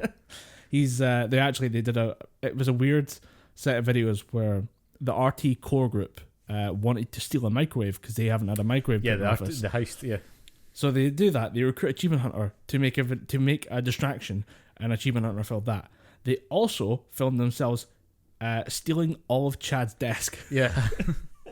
It is the first two videos. I'm like, okay, the first video is kind of funny. The Achievement Hunter video doesn't make that much sense, but then Gavin leaves it at the end with, or did we? And then they make the third video explaining that all the while this is going on, they were actually stealing a person's entire office in 30 seconds. It's hilarious.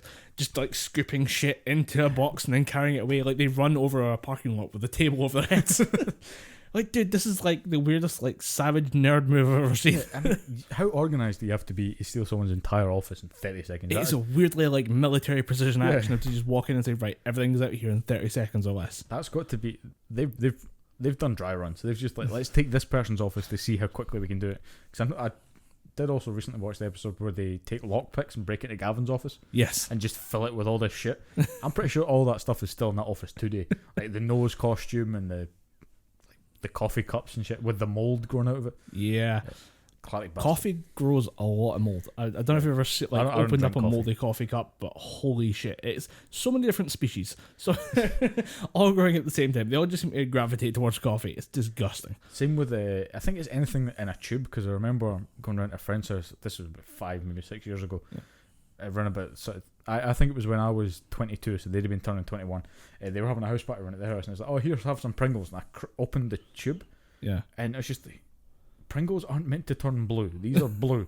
And there was stuff going at the top. I went, you need to burn that or donate it to science, because you've discovered a new life form. What if you want cocktail Pringles should not be blue. If you want to have a good laugh, find mold growing in a 3D space.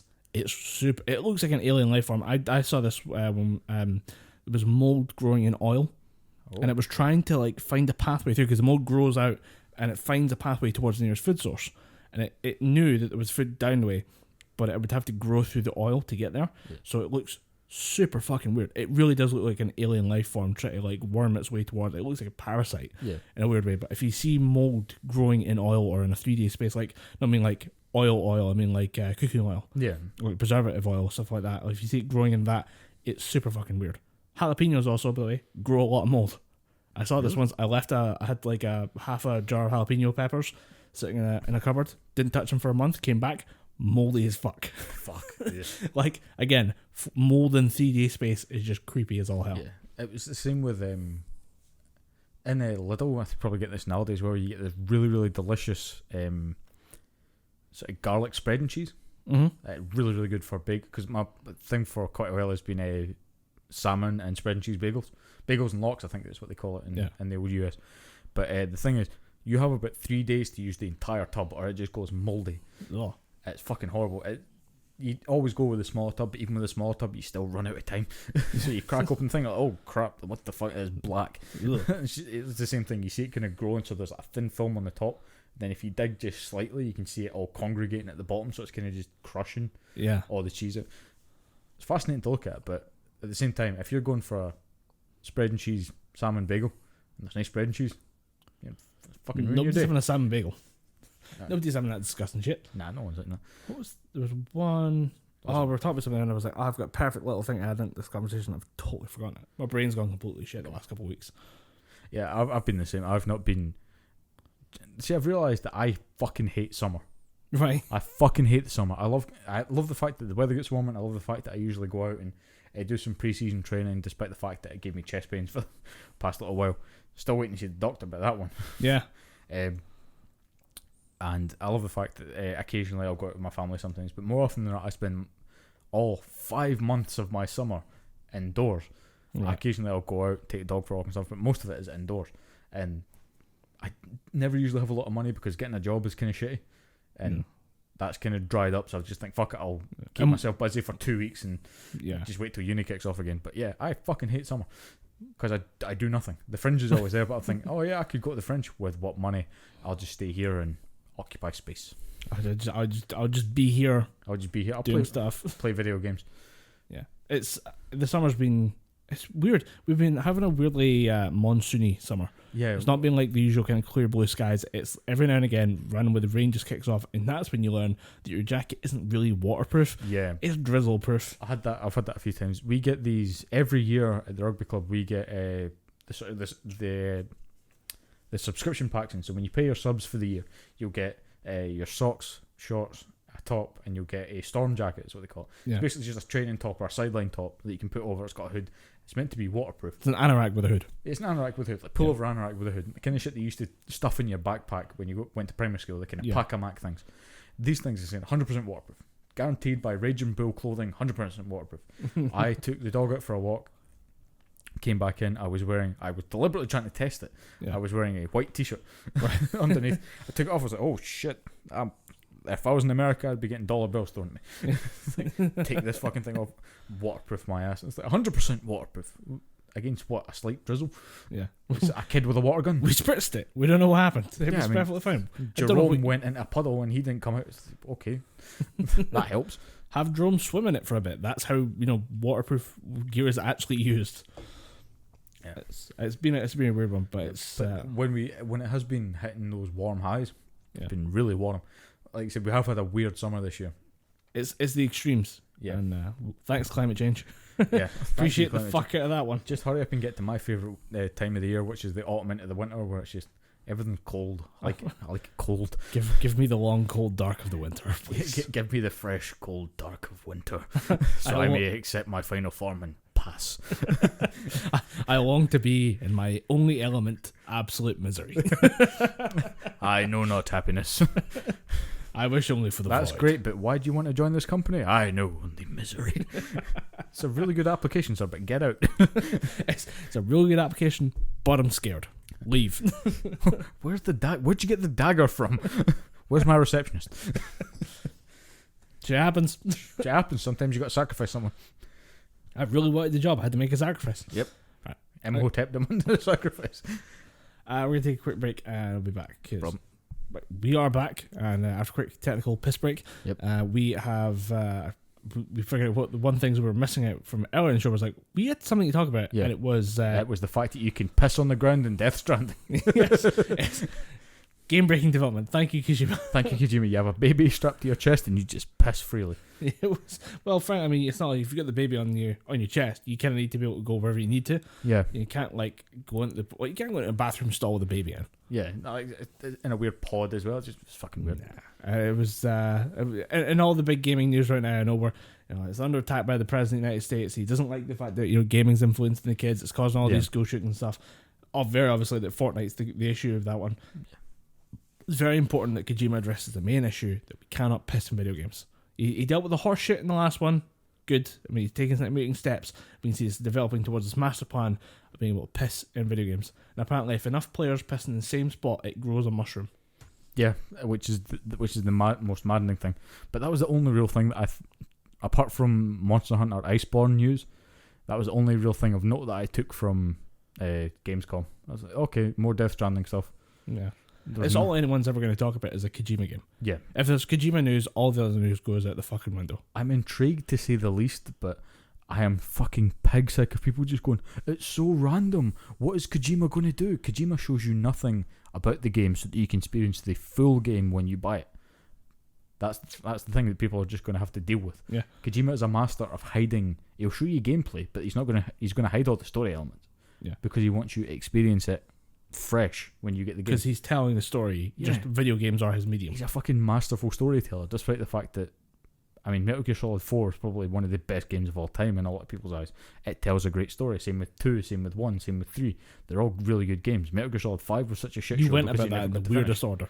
Yeah, I mean, I went about it in chronological order. 1, 2, it goes MGS1, MGS2, MGS3 before that, then 4. Okay. 3 was a prequel to the whole thing, but yeah, I didn't exactly go about that in the most linear fashion, but that's what we do here at the Gibberpish Podcast. We start at Z, we jump to A, then go to Batman symbol. We're the Kojima of podcasting. We're the Kojima of podcasting. With Batman. With Batman. Kojima plus Batman equals Gibberpish. Yes. But yeah, something you wanted to talk about that we forgot to put at the start of the show. It was actually the metal albums. We've been enjoying metal records, yeah. Yeah, we've had some big Since releases. you showed me the revelation of Bloodywood, which I'm going to be jamming out to on the bus home. Yeah, I've been all over Twitter and Instagram this morning being like, oh my god, there's Indian metal. And we've been talking about this before we started the podcast. Yeah. There is a big push. I mean, metal has always been a very European-American thing, but it's been out there for so long now, and it's the age of the internet. So these ideas get to spread much further, much faster, and we've got weird stuff coming out of Mongolia. There's 2 metal bands that I'm aware of. One called Tenagar Cavalry, who unfortunately recently lost their singer. He committed suicide. And there was another band called the Who, the HU, who are another like Mongolian metal band, and they have great songs. And in the same vein as say Norwegian metal bands, how do you make a heavy metal band, or how do you make a heavy metal music video when you live in one of the most scenic places on earth? You just get a drone, you fly it around for 20 minutes, and you come back and you edit it to footage of your band playing music. Yeah. It works. If it ain't broke, don't fix it. Yeah. That's why people in sort of Sweden and stuff, when they have architecture all over the place, just you're going to get some metal as fuck footage just flying it through the Gothic architecture. Yeah. Lends itself to a music video. They built metal into the culture accidentally. Yeah. It's great. And the best part of it, though, for me was definitely culture shock of seeing there was like a swastika on one of the guitar bridges, and you realise, oh wait, no, it's not like the Nazi swastika, it's a Buddhist swastika. It's good. It's a good swastika. It's fine. It means peace. There's a bunch of people chanting, wearing black leather, and seeing swastikas in the place. I'm like, oh god, what did I accidentally really enjoy? How bad do I feel that I like this? Oh god, what is this doing to me? It's I'm not clean. So we found that, and then I found there's an Italian band called Rosewind, who have I'd never really heard much of their stuff, but they have a song where they're all dressed up as dwarves. Okay. And it's called Diggy Diggy Hole. Shit, yeah, I've seen that on YouTube. Diggy Diggy Hole. It's so good. With a name like Rosewind, it sounds like they're all dressed in fancy Elizabethan clothes playing violins with rapiers or something. I think it's something to do with like fantasy stories, and they're all like Tolkien nerds and shit like that. Oh yeah. And I think that's one thing that when you make a band and you dress up as dwarves. One thing I fucking love about metal is the fact that everybody in metal is a fucking nerd. Yeah. Like Dave Mustaine's a huge fan of like, old school shooter games like Doom and stuff like that. Christina Sabia from Lacuna Coil, massive gamer. She got one of the first limited edition copies of Sekiro when it came out. Then you've got Howard Jones, who's just a fucking nerd for fishing, which is fucking awesome. I love that about do your thing. I love that about metal culture. It's just, oh, you into metal? Awesome. What else do you like? You like Mario Maker? Fuck yeah, brother. Fucking Mario Maker. Mario Maker. Then it's just like make the most metal as fuck Mario Maker set to some kind of chiptune version of Rain and Blood. It's nuts. It's kind of fucking love it, man. It's weird that you can get geeky about metal as well. Like it's a lot of fun, and it's the one thing I found again was Bloodywood, which was an Indian metal band, and every time I thought like just to play like a 10-second clip of it, it's an absolute fucking banger. Yeah, there's nothing wrong with it. Like it's a band putting out their best efforts, which I'm all for, and it happens to be good, and it feels like the Indian version of Sepultura, where Sepultura, being a Brazilian band, had tons of Brazilian influence. This band have a lot of Indian influence. There's a lot of Indian instruments. The same way with The Who and Tenagar Cavalry, there's Mongolian instruments involved, and it's blended in very well. Like it's a very smooth blend of metal and a different culture, which is great. It's something that's a lot of fun to experience. So if you get a chance, find the weirdest metal you can and tweet it at Gibberpish. So I've got something interesting to listen to the next day. Oh yeah, I mean, I go back to uni in a couple of weeks. I'm going to be reading some train music to annoy early commuters. People sitting there reading The Guardian and sipping a extremely potent coffee. I'm headbanging to some Bloodywood or something like that. give me the weird music. And I think that's part of the beauty of metal, is that the music is kind of, I don't want to say uniform, but it's always heavy. It's always down low. There's a style to it. And that you can add stuff in. Yeah. So when you've got maybe like just a sitar.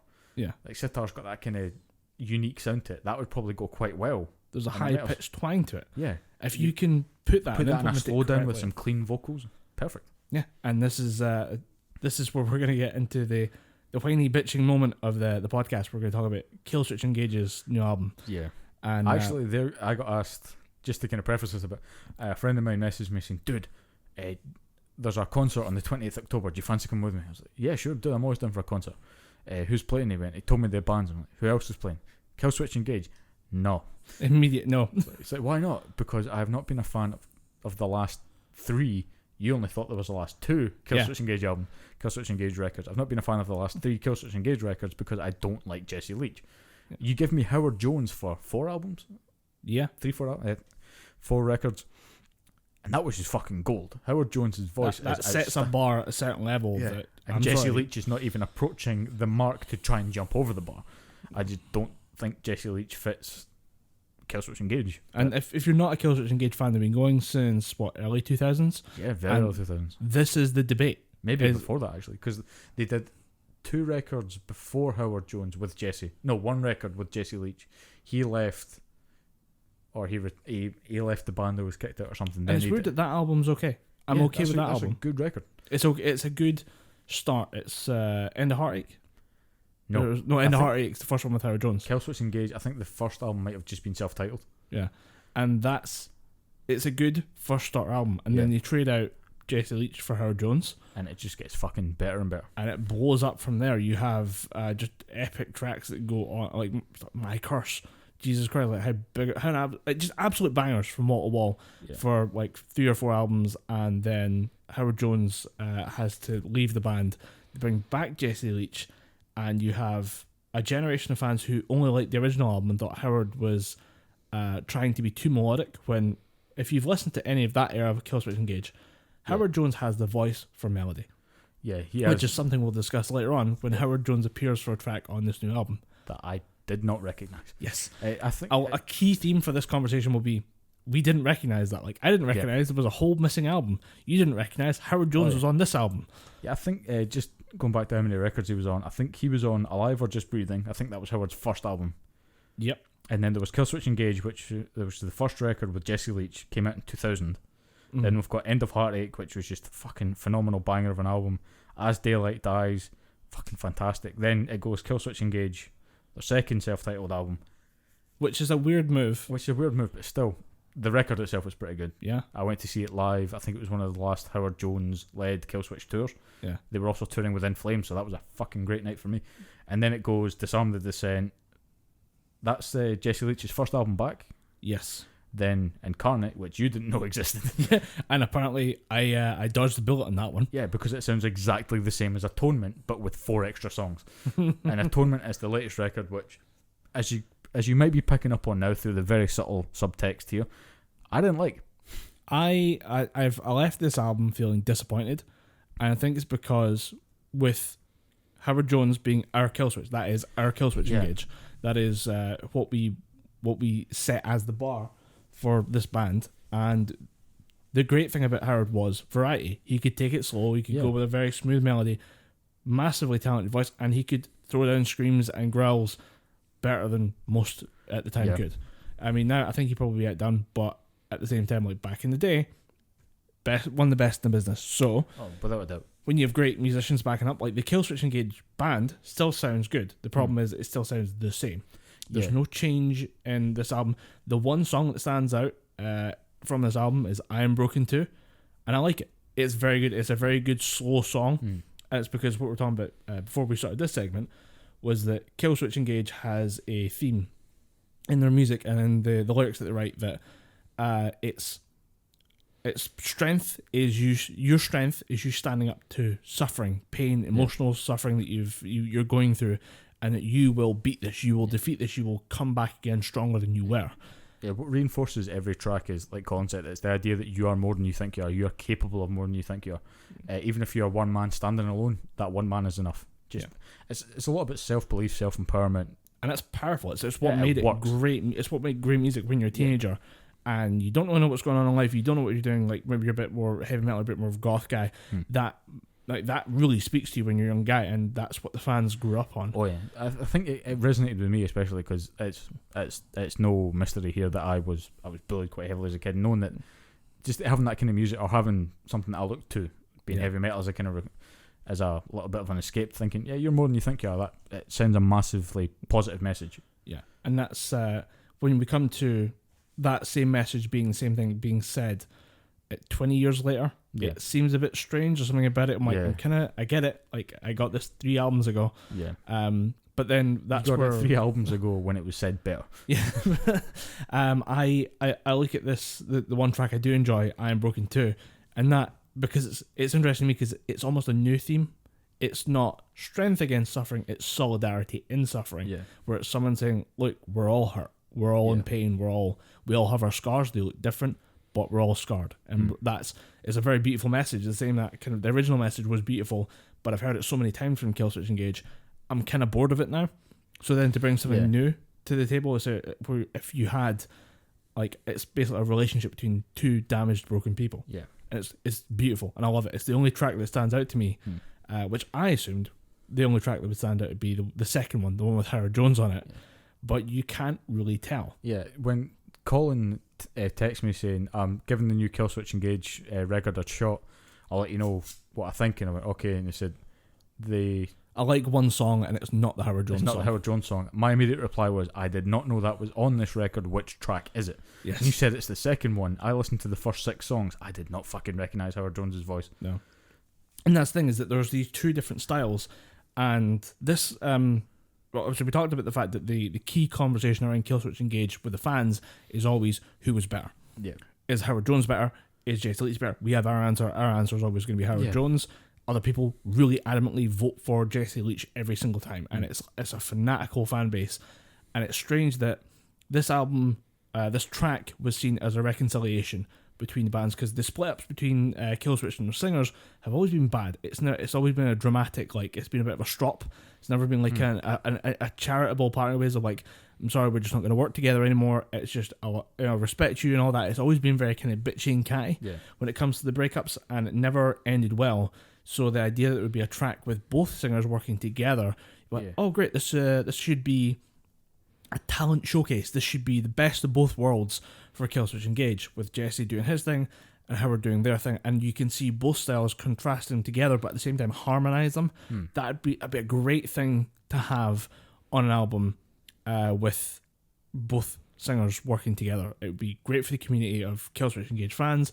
It'd be great for metal. I mean, it's a great what if scenario of what if we got 2 of the best singers from from bands that people really love and put them together on a track, and they take that golden opportunity and they just fuck it against the wall by having both singers singing the same style. Howard has 2 lines at the end where he's smooth. Other than that, I would have had Jesse do all of his vocals harsh, maybe not like screechy harsh, but go dark, go deep, unclean, growling, and then have Howard come in with melodies and have them both like kind of play back and forward a little bit.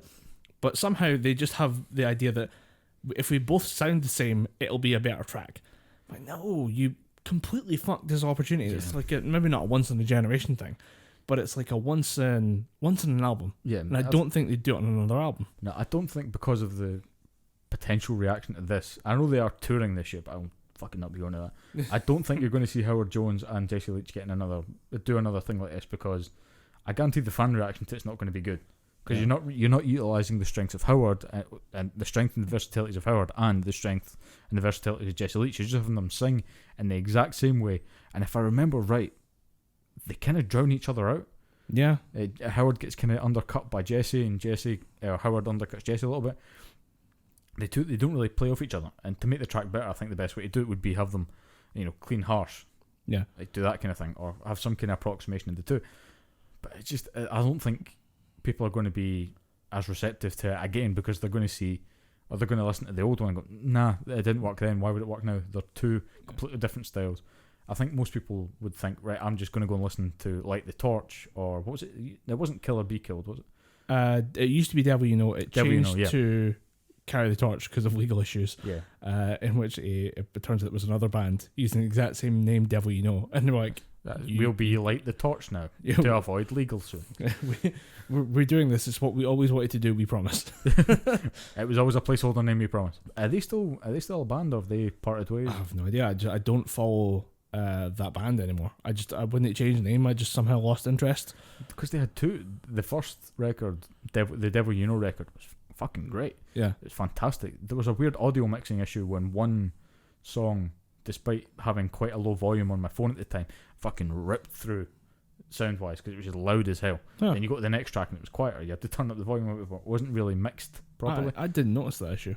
Yeah, it was also the same in Kill or Be Killed. That first track was loud as fuck. Oh, that first track is loud on Kill or Be Killed. Oh, it's such a great fucking record. So good though. I broke my CD. Just in sheer ecstasy. Yes, bang! I listened to it so many times over and over and over again. I think I scratched the shit out of it.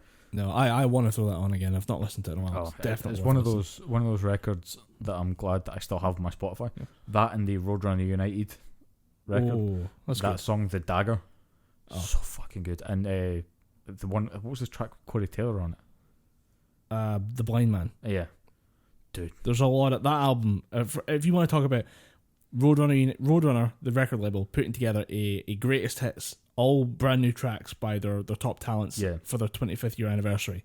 That album, by the way, is also about 15 years old. Yeah, let that sink in.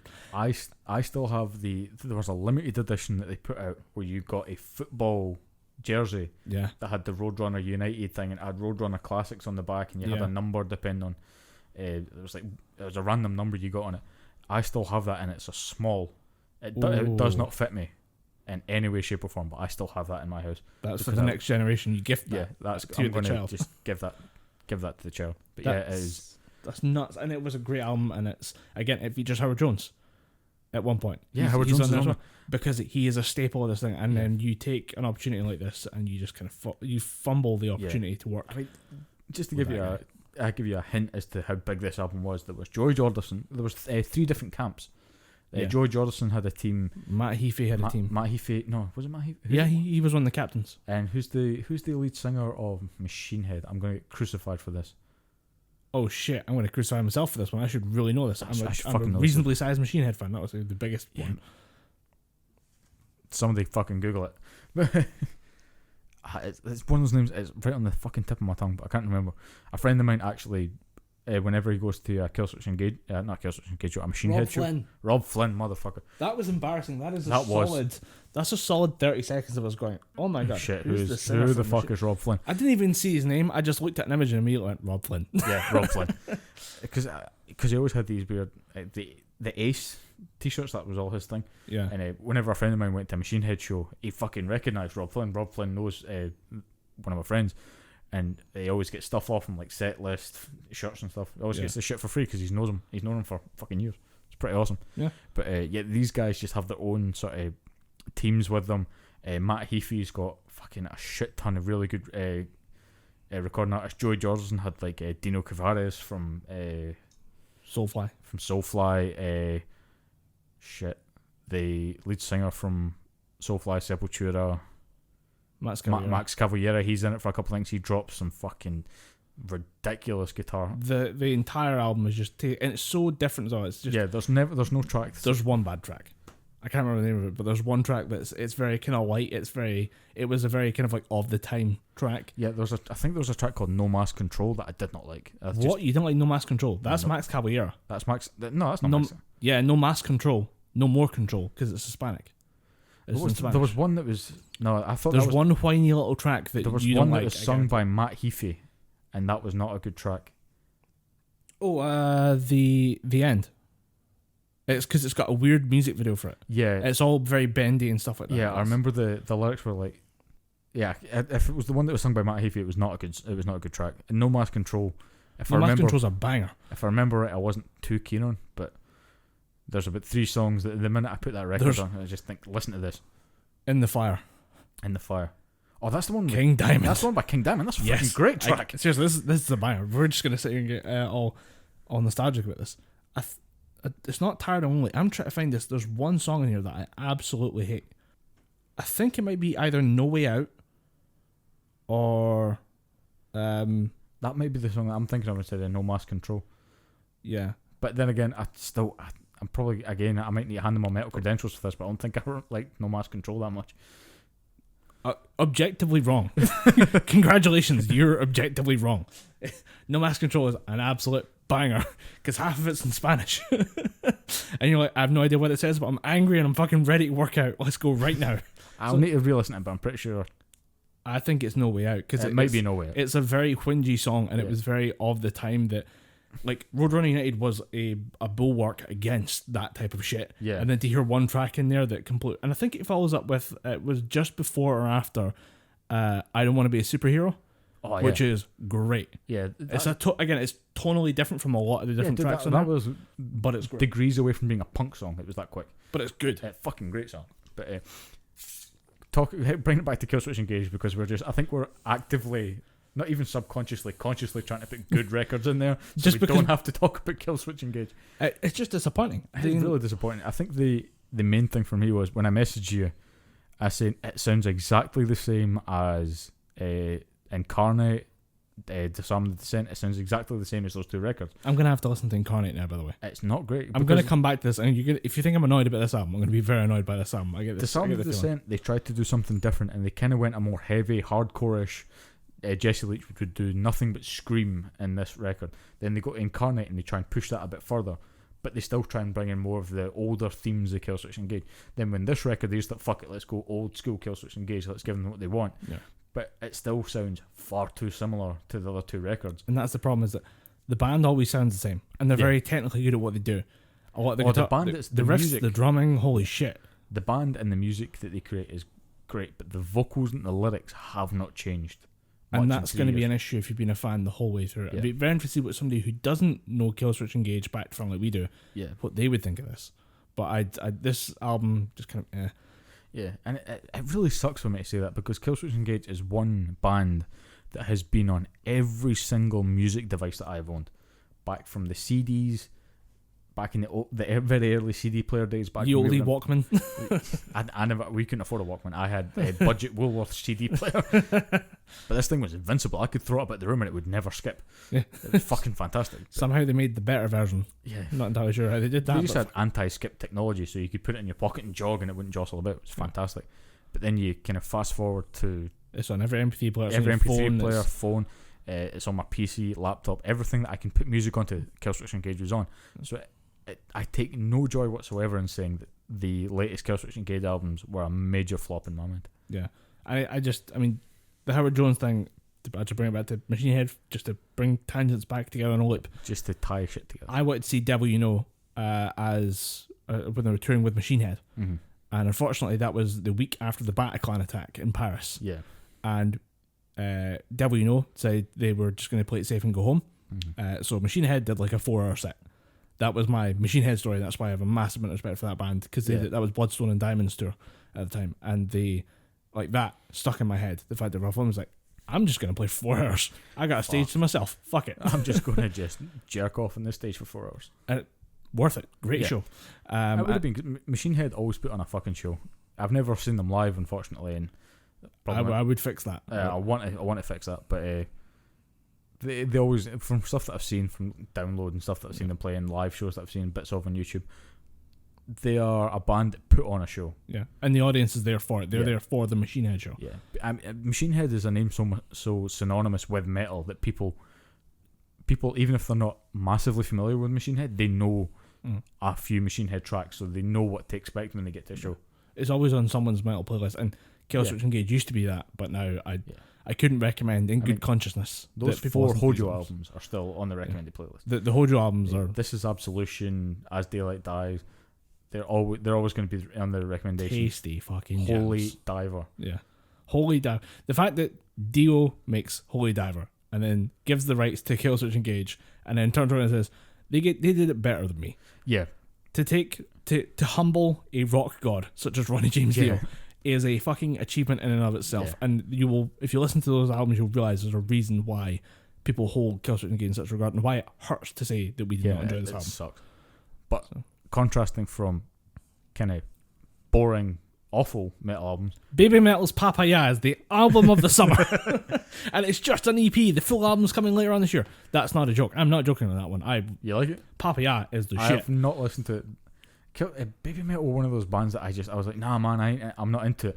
But it grew. It grew on me like a mold. And I was just like, you know what? It's not bad. And now I'm to the point where I was just thinking, if it, cute Japanese girl anime metal is the shit. It's getting to the point where I think I could listen to this. I mean, I wouldn't go and see it because it would be weird. Yeah, you'd feel guilty seeing it. But the good news is in the UK they only do festivals. Yeah, they only do download, and they show up to download. And I remember the first year they did it, and people were like, oh my god, oh shit. There was every metal celebrity was taking photos. Like, Rob Halford. Rob Halford was there taking photos of Baby Metal, and so just said, that's disgusting. He's ashamed. He's done horrific things to the metal community by taking this photo. And it's like, no, this is funny as fuck. And then they did a live show. There's a Judas Priest Baby Metal mashup at like an award show. They did it for a laugh once, and it's brilliant. It's hilarious. That's the thing. Rob Halford said these 3 girls are going to be the biggest thing in heavy metal because they're making something completely new, and people fucking love it. Yes. And the Papaya album, or the Papaya EP, features main track Papaya, which has go and say papaya instead of papaya because it sounds like but it's the letters put hyphens in there. The letters spell papaya, but papaya is the way it's sung in the song. I know, and sounds weird though. Which includes like an Indonesian rapper. I'm like, okay. That just seems like people are seeing what Baby Metal are about and just thinking, yeah, dude, I want to do that. I want in this because it's fun. They have Elevator Girl, which is weird. They're they're talking about Elevator Girl a lot. Because they say this is a style of music they kind of want to do, but it's a bit more dancey. There's like an electronic beat in there, but it's still metal. And then that's what kind of Baby Metal are known for. They do this poppy, dancey Japanese music, and they just have one guy screaming his guts out in the background and extremely competent musicians in the background shredding and beating the shit out of the drums. Then there's... You just look at them and think, how are you doing this? What the fuck is this? Who put this together and why does it work and why am I afraid and aroused at the same time? What kind of weird genie wish came up with this thing? What did Will Smith give you for this genie wish? What's the monkey's paw in this one? Like, where's the drawback? Because the drawback would be pretty fucking big to make this work. We've given you this. What did we lose? There's then Starlight, which is a bit slower, but it's good. And then it ends with Distortion, which features Elisa Vice-Glutz of Arch Enemy. Oh. And I knew I recognized the voice from somewhere, but it wasn't until I googled it I was like, oh yeah, that is her. Fucking hell. It's a you listen to it, you go, this is ridiculous. Again, it's a question of who made this work. Yeah, who sold their soul? Who sucked off the devil? Someone sucked off the devil for this one. Speaking of Elisa Vice-Glutz, that's another good revitalization of a band. Arch Enemy was fucking outstanding. Then she took over, and people are just thinking, "Nah, this is going to be crap." The chick for the Agonist. That's never gonna. Oh shit! Oh crap! Angela Gosso was bowing down the side. Yeah. And if you want to talk about like the contrast between like Killswitch Engage's transitions to Arch Enemy's, everyone's like, "This is bullshit," and it took Angela Gosso coming out and saying, "No, I'm doing this. I'm stepping away. Yeah. I'm putting this person in place because it will work. Shut up and listen. Give her 5 tracks." Yeah. You give her 5 tracks, she blows the fucking walls off the room. If anyone says, "Oh, she's going to be shite," I'll just slide them a copy of War Eternal.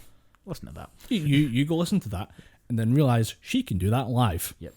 Fuck you. Yeah. I've seen this shit live. Go and listen to it. We shot that shit live with Creator. Yeah. And at the same time, fucking dude, talk about a show, man. Oh. That was so good. Can't believe I nutted for 2 hours straight. I managed to get right to the front. I got thrown. So I remember I thought I want to go into the mosh pit, but I've lost far too many pairs of glasses, and I didn't have contacts at the time. It's not the place for the bespectacled gentleman. Bespectacled gentleman. Nowadays, if I go to a concert, taking these fuckers off, because the ones that I'm wearing right now are expensive. These were up 125.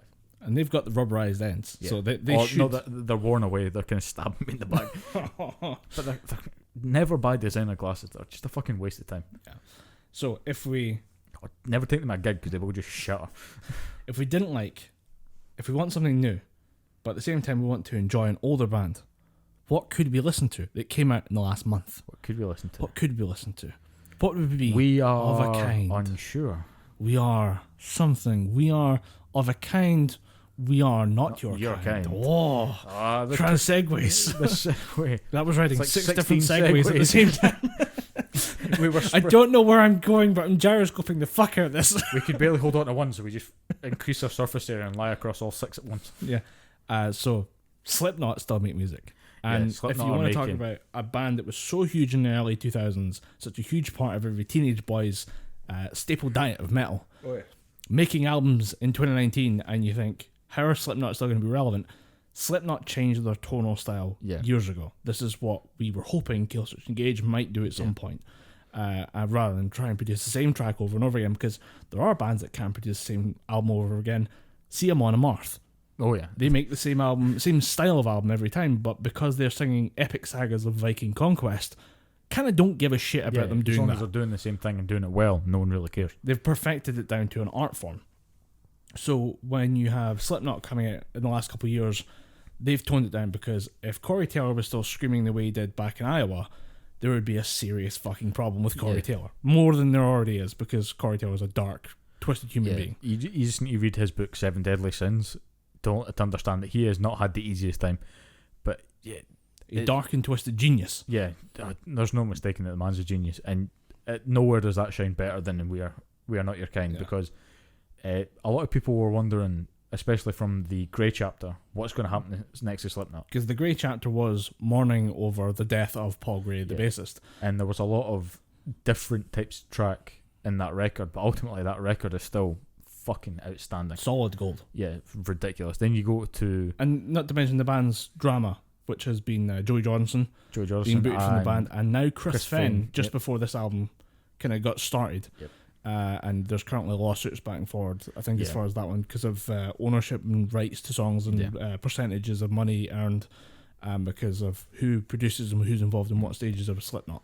But the scariest thing for me about We Are Not Your Kind is that it seems like they are winding up. Really? Yeah, I've heard a lot of things, interviews with Corey Taylor, and he's saying it's easier for us to just end on a high than it is to replace other band members. Because the thing with Chris Fenn hurt, and I can't remember why he was asked to leave the band or why he left the band. They've never actually talked about it. It's just currently known as a legal issue that the band is resolving kind of behind closed doors, as far as I'm aware. But if I did hear that it was to do with either royalties or there was money. As with all things, it's money. There was money that was meant to change hands, but it didn't, or he was taking money that he wasn't really allowed to, he really shouldn't have taken. I can't really remember, and I'm not going to... I think we've put the joke out there, like, what do you have to do to piss off Slipknot enough to get you kicked out? Like, it's Slipknot. Yeah, enough to be forced out of the band. Remember, Slipknot is, and it's been this way for the last couple of years, Slipknot is therapy for these guys. This is what they need to do to feel better or to get on with life. And that's why they come together every couple of years, and it's now almost kind of like a supergroup in a certain way. That Corey's off doing his own thing with Stone Sour and making his own art project, and everyone else is away doing their own thing, and then they come together once every couple of years to make this album. And when they've come together this time, they've produced a fucking banger. Yeah, it's an absolute cracking album. I've heard a lot of people saying that they can't listen to it in the album structure. The way that they've structured it in the record itself is not the best way to listen to it. They've listened to it in the order that the EPs came out. Right. And apparently that makes it better. But regardless, the album, there's not a single track on that album that I would skip. It's just 100% Slipknot gold. Yeah. And I think my favourite track on the entire album is Solway Firth.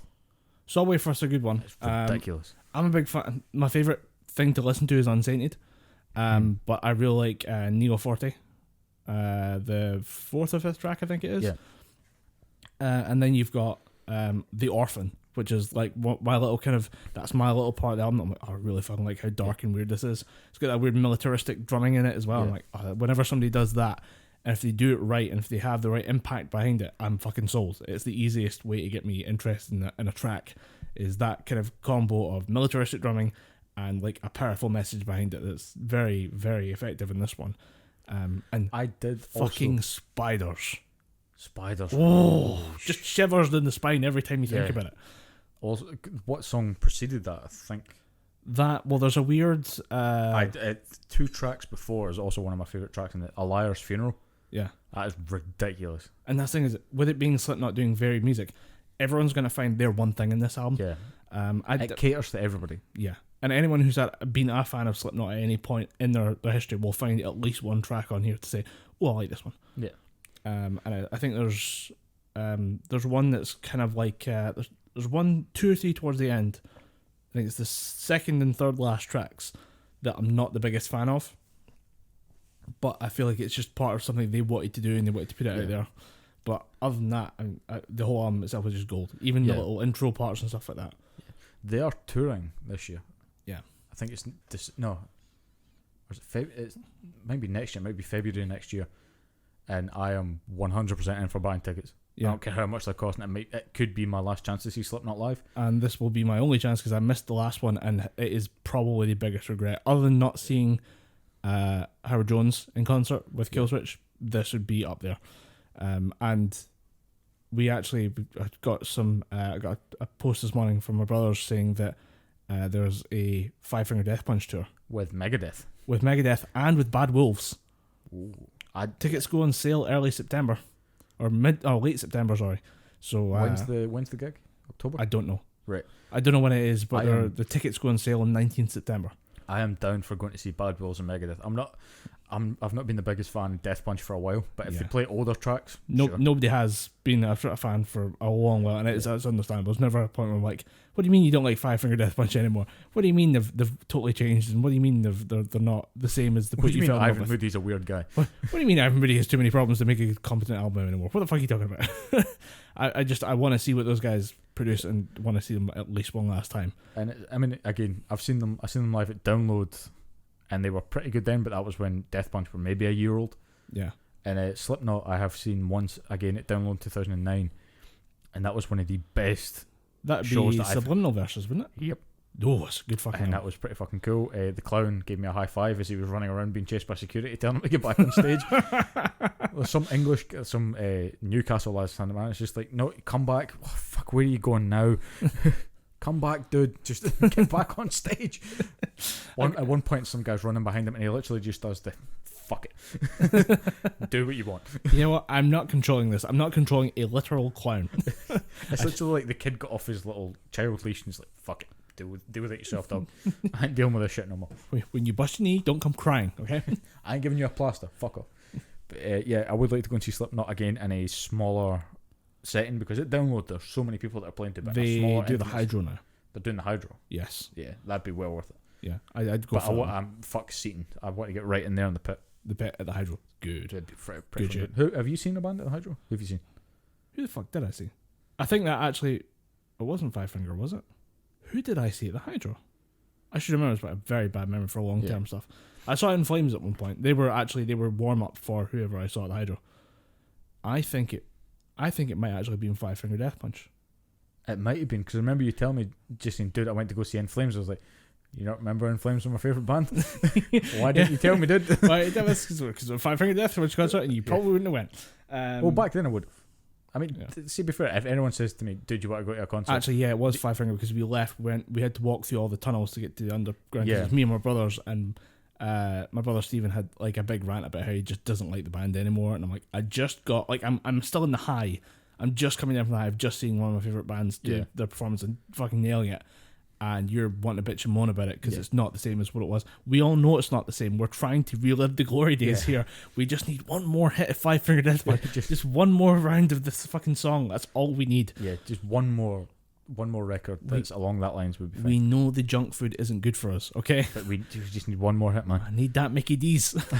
I need the musical equivalent of Mickey D's, alright? I know it's bad for me. I know it's not as good as it used to be back in the day. Fuck you, I need my shit. Yeah. I think in general for concerts, as long as there's one band that I might be interested to see, I'm probably more than likely going to just go to the show just to go and see them. Yeah. Unless I have to sit through a fucking terrible band. Like, I went to go and see Ailstorm a while ago, but Ailstorm were supporting Dragon Force. Ooh. I sat through Ailstorm and just went later. I think I was at a similar concert, and I cannot remember who it was. I think I went to see like a couple of bands. It was Skindred.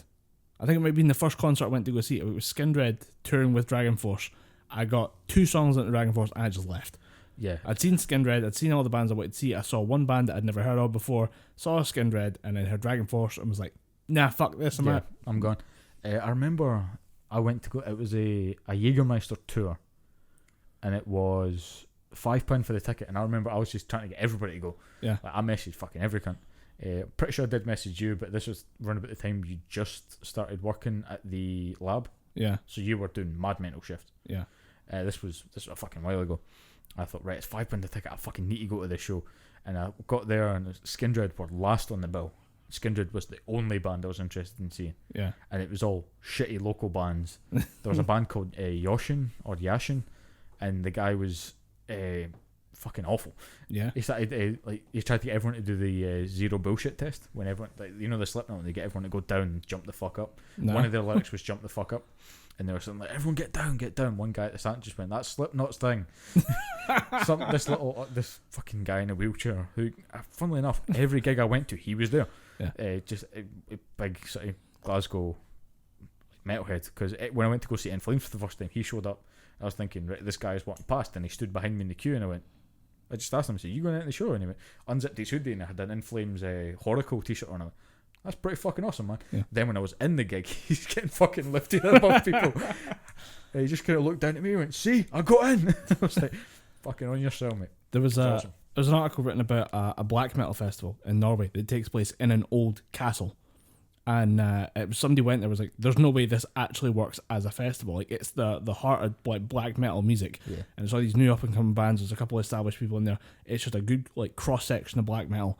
And he was like, I got to go experience this because this seems like a once in a lifetime thing. It's not. It's going to be a recurring thing. Yeah. I'll try and find you the article and talk about it some more. Yeah. But I do have one slight issue with it. I mean, a mosh pit is a good thing when you hit against other fleshy people. Castle, tight corners. I don't want to be smashing some fucker into concrete. It's not that big, but they just get bouncy castle foaming. Metalheads, wee for the devil. I'm so convulsed right now. I'm so convulsed, but bouncy. I ain't convulsed yet, bouncy. They just at no point do they take the horns down.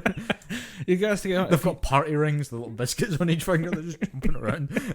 But he was talking about the fact that the covered tea party. He said there's something about the setting of the castle really amplifies the experience of like this, like, because black metal has a weird thing about nature and the apocalypse. There's always stuff about forces that humans can't fight against, and doing that in a decrepit castle has a certain ambience to it that really fucking enhances the mood. But the one thing he said is, I also had never been to a black metal concert and had heard horror stories, because we heard about them as well. Yeah. There was a kid that we knew who would always talk about the fact that there was black metal singers that would like slit the wrist with barbed wire. Oh, yeah. And there are a few back in the day that don't do that. It's not a thing anymore. It used to be a bigger thing like way back, and it's a thing that happened in Norway. Yeah. Like, it's the Norwegian like black metal. It's the part of like the Lords of Satan book. Yeah. Is discussing these singers who would go absolutely schizophrenically insane on stage and start like hurting themselves. And this no longer really was a thing. And he was saying, you'd be amazed how enjoyable a black metal festival is, because people are just there to have a good time. Yeah. Yes, the theme music is dark and depressing and oppressive, and it's all those things you think it might be, but at the same time, there is a genuine community of nerds who love black metal instead of whatever else somebody might enjoy, like computers, PC gaming, football, something like that. Don't listen to the horror stories that we were told back in high school of when at the end of every. I think that we might be talking about the same person. We'll confirm off mic, but I know exactly what we're about to tell. This same person he told us that at the end of each black metal gig there was a band lead singer that would just kill himself on stage. Yeah, I'm like, that. Surely that can't be true. Yeah. Turns out it's not true. I know you're shocked to hear that. Turns out you can't just do that. That's just another thing. You can't just fucking end yourself on stage. There have been bands where the singer has hospitalised himself by doing dumb shit on stage. There are bands that have torn goats apart on stage. Yep. And black metal does have a very dark and weird past that if you read about it, it's really fucking fascinating. Church burnings and shit like that. The Lords of Chaos is a fucking fascinating book. Yeah. It's really worth a look if you can get a hold of it. It's not like a banned book or anything. It's just if you can be bothered to go and find it on Amazon and get it shipped to you. If you can find the audiobook read by Tim Curry. Really? No, I'm just just saying shit, dude. Like if that had been a thing, I would have listened to that. Can you imagine if it was read by Christopher Lee before he passed? Jeez. That'd be the most metal thing. You'd have to sell your soul after that one. You just walk up to the church sit and say, "You guys aren't this." So you get it. You understand. But if we stand about the fact that like you've heard horror stories and you've heard over exaggerations of the metal community, especially the black metal community, it's like there are like people of all political spectrums, all sexual genders, every possible conceivable notion of people. A lot of people find something in black metal to relate to, and it's a real community of people that actually just want to have a good time together, and they just want to celebrate this thing. And then a weird opportunity like you have where you're listening to black metal in a Norwegian castle. Like everyone's just there to say, I was there at that moment where like it was at its most interesting and weird and nuanced. It's interesting that you say that there's the community of people from all different walks of life, because I never prescribed to this whole thing of, oh, you listen to heavy metal, you're clearly you're not going to live a normal life or something like that. Because it was at uni in first year there was a music student just taking a poll, just saying, trying to get some feasible data on, right, this person is in law, what kind of music do they listen to? This person is studying music, what kind of music they primarily listen to? And he said to me, so what are you studying? I said, I'm in my first year LLB law. What kind of music do they listen to? I said, I listen to a lot of heavy metal, death metal, melodic death metal. And the guy's just looking at this, and you're a lawyer. I went, yeah, what does my capacity in law have to do with what kind of metal I like? It's not like I'm going to, midway through a court case, just rip a chicken apart. This will be you. And he just went, no, it's just not many lawyers listen to heavy metal. I went, well, I'm glad to be the first. I guarantee I won't be the last. I know someone who's working as a clerk of the court who listens to nothing but gangster rap. Yeah. Hey, fuck the police, you can shoot them in the ground. Yeah. Oh, hi, Mr. Officer, nice to meet you. I know someone that was the clerk of the court for one of the biggest cases, one of the biggest embezzling cases in the country. And before that, he was listening to NWA to hype himself up. Even though he only has to say court at the start of the case and shout court at the end of the case to get people to stand up and sit down. Right. That's all he has to do. And it's like he was listening to NWA, and it's like, it doesn't, what you listen to has fuck all to do with your job. It's not like, oh sorry, you listen to heavy metal, you cannot be a judge. Yeah. Embrace that weird little thing that you enjoy. Have your passion. Yeah. And just follow fucking that. Do it. Yeah. It's not like I'm going to break out a Warhammer and just go, objection, and start fucking beating heads about in the, play some Creator and some Deicide and start smashing some fuckers upside the head. A bit of Deicide would make for a very interesting court case, though. Oh yeah.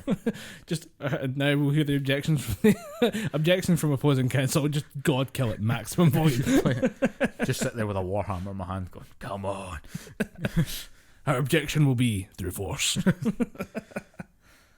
start breaking tables and shit in front of me.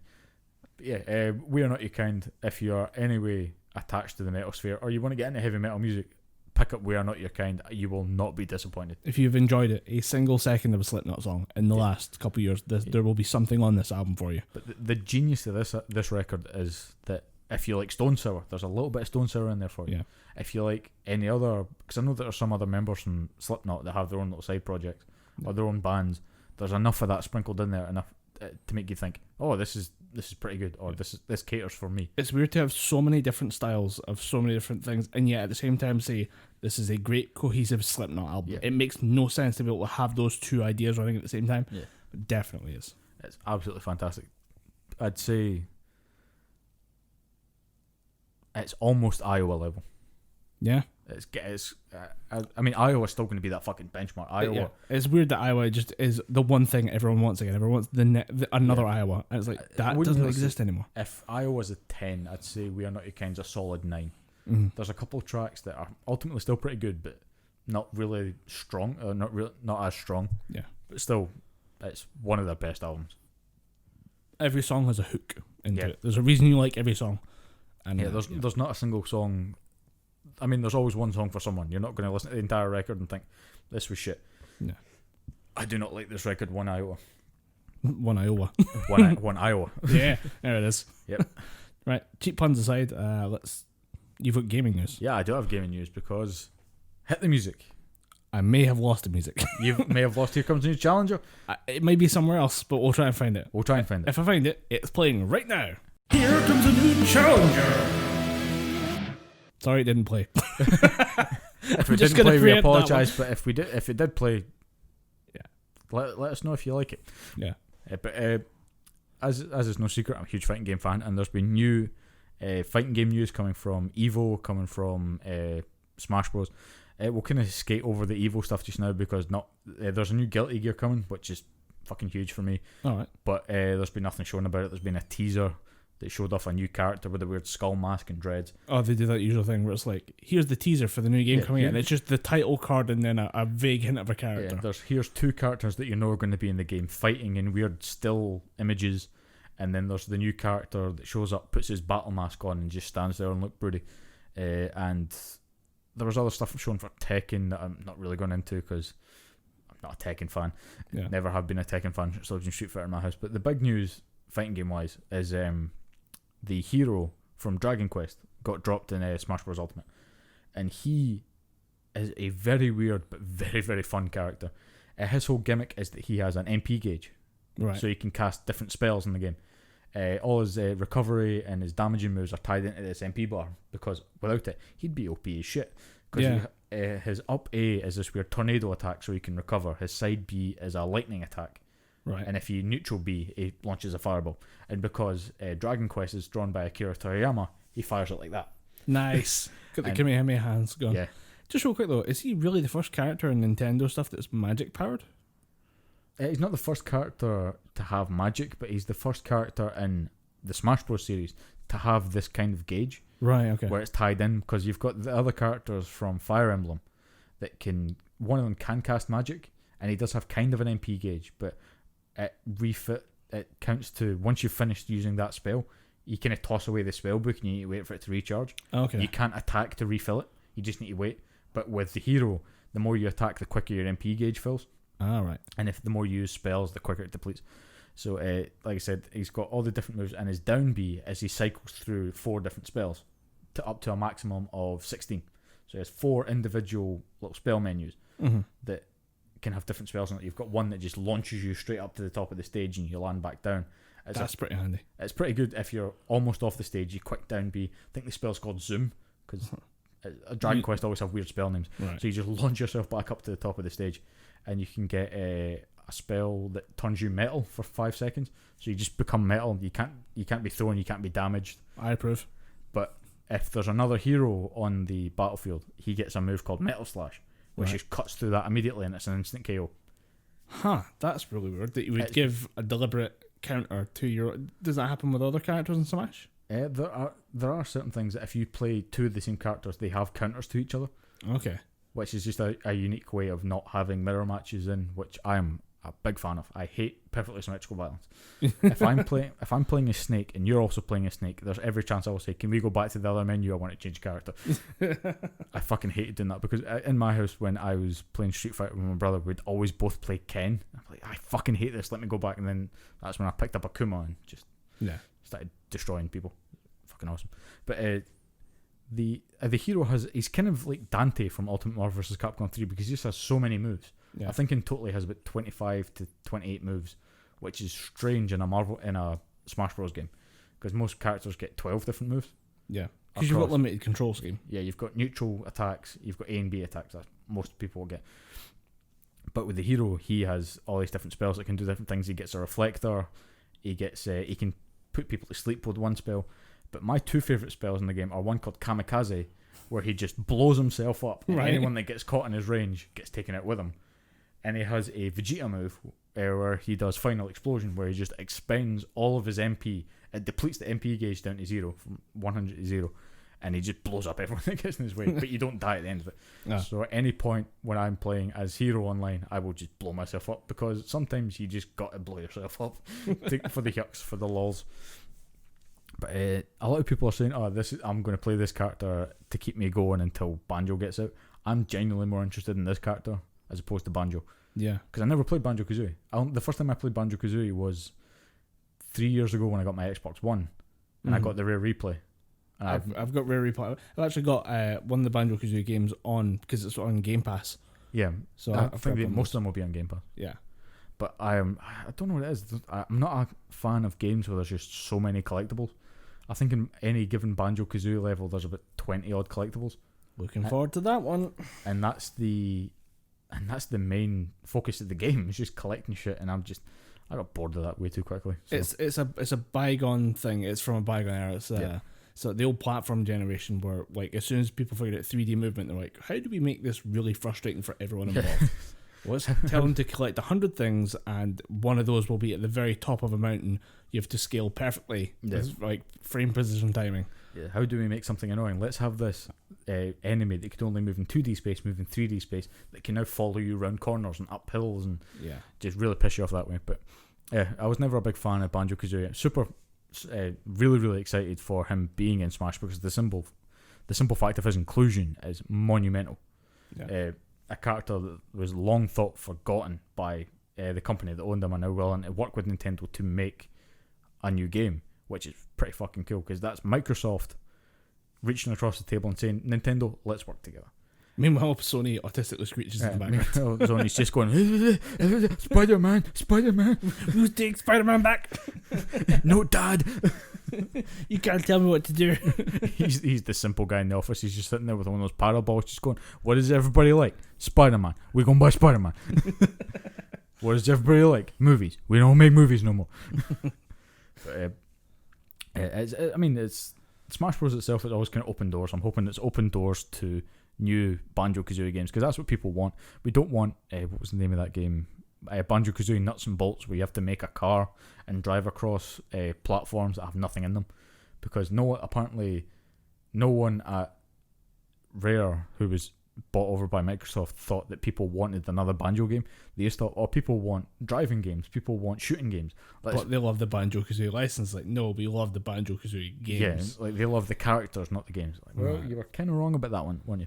Halfway there, but the last half was kind of important there. Yeah, the last half about making a good game using these characters, you kind of glossed over that one a bit. Yeah. So yeah, that leaves us with 2 additional characters for Smash Bros. Ultimate. Right. And my genuine fear, because no one has debunked it or unconfirmed it, is that we might actually get Minecraft Steve in Smash Bros. Ultimate. He's a coming. If that happens, I will destroy my cartridge for Smash Bros. Ultimate live.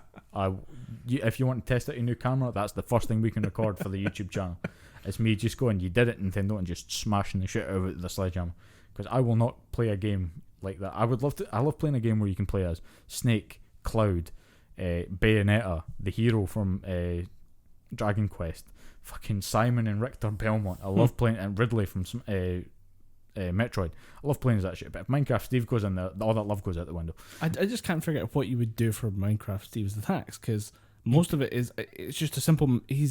The game of Minecraft is simple mechanically. It's what you do with what you get that makes it interesting. I think you'd ultimately be too much like Link, because you'd have the sword, you'd have the bow, you'd have the bombs, you'd have fire. You get shield as well. He'd be exactly like Link then. Yeah, you just have like pixelated Link. Yeah, I mean, there's already 3 Links in the game. We don't need another fucking Link. And one of them's a tiny little kid. Yeah, one of them's a cartoon kid. The other one's a regular kid. Toon Link. Yeah, they've got Toon Link, which is the tiny cartoon child. They've got Young Link, which is the non-cartoony looking child, and they've got Adult Link, who looks like he's been through some shit.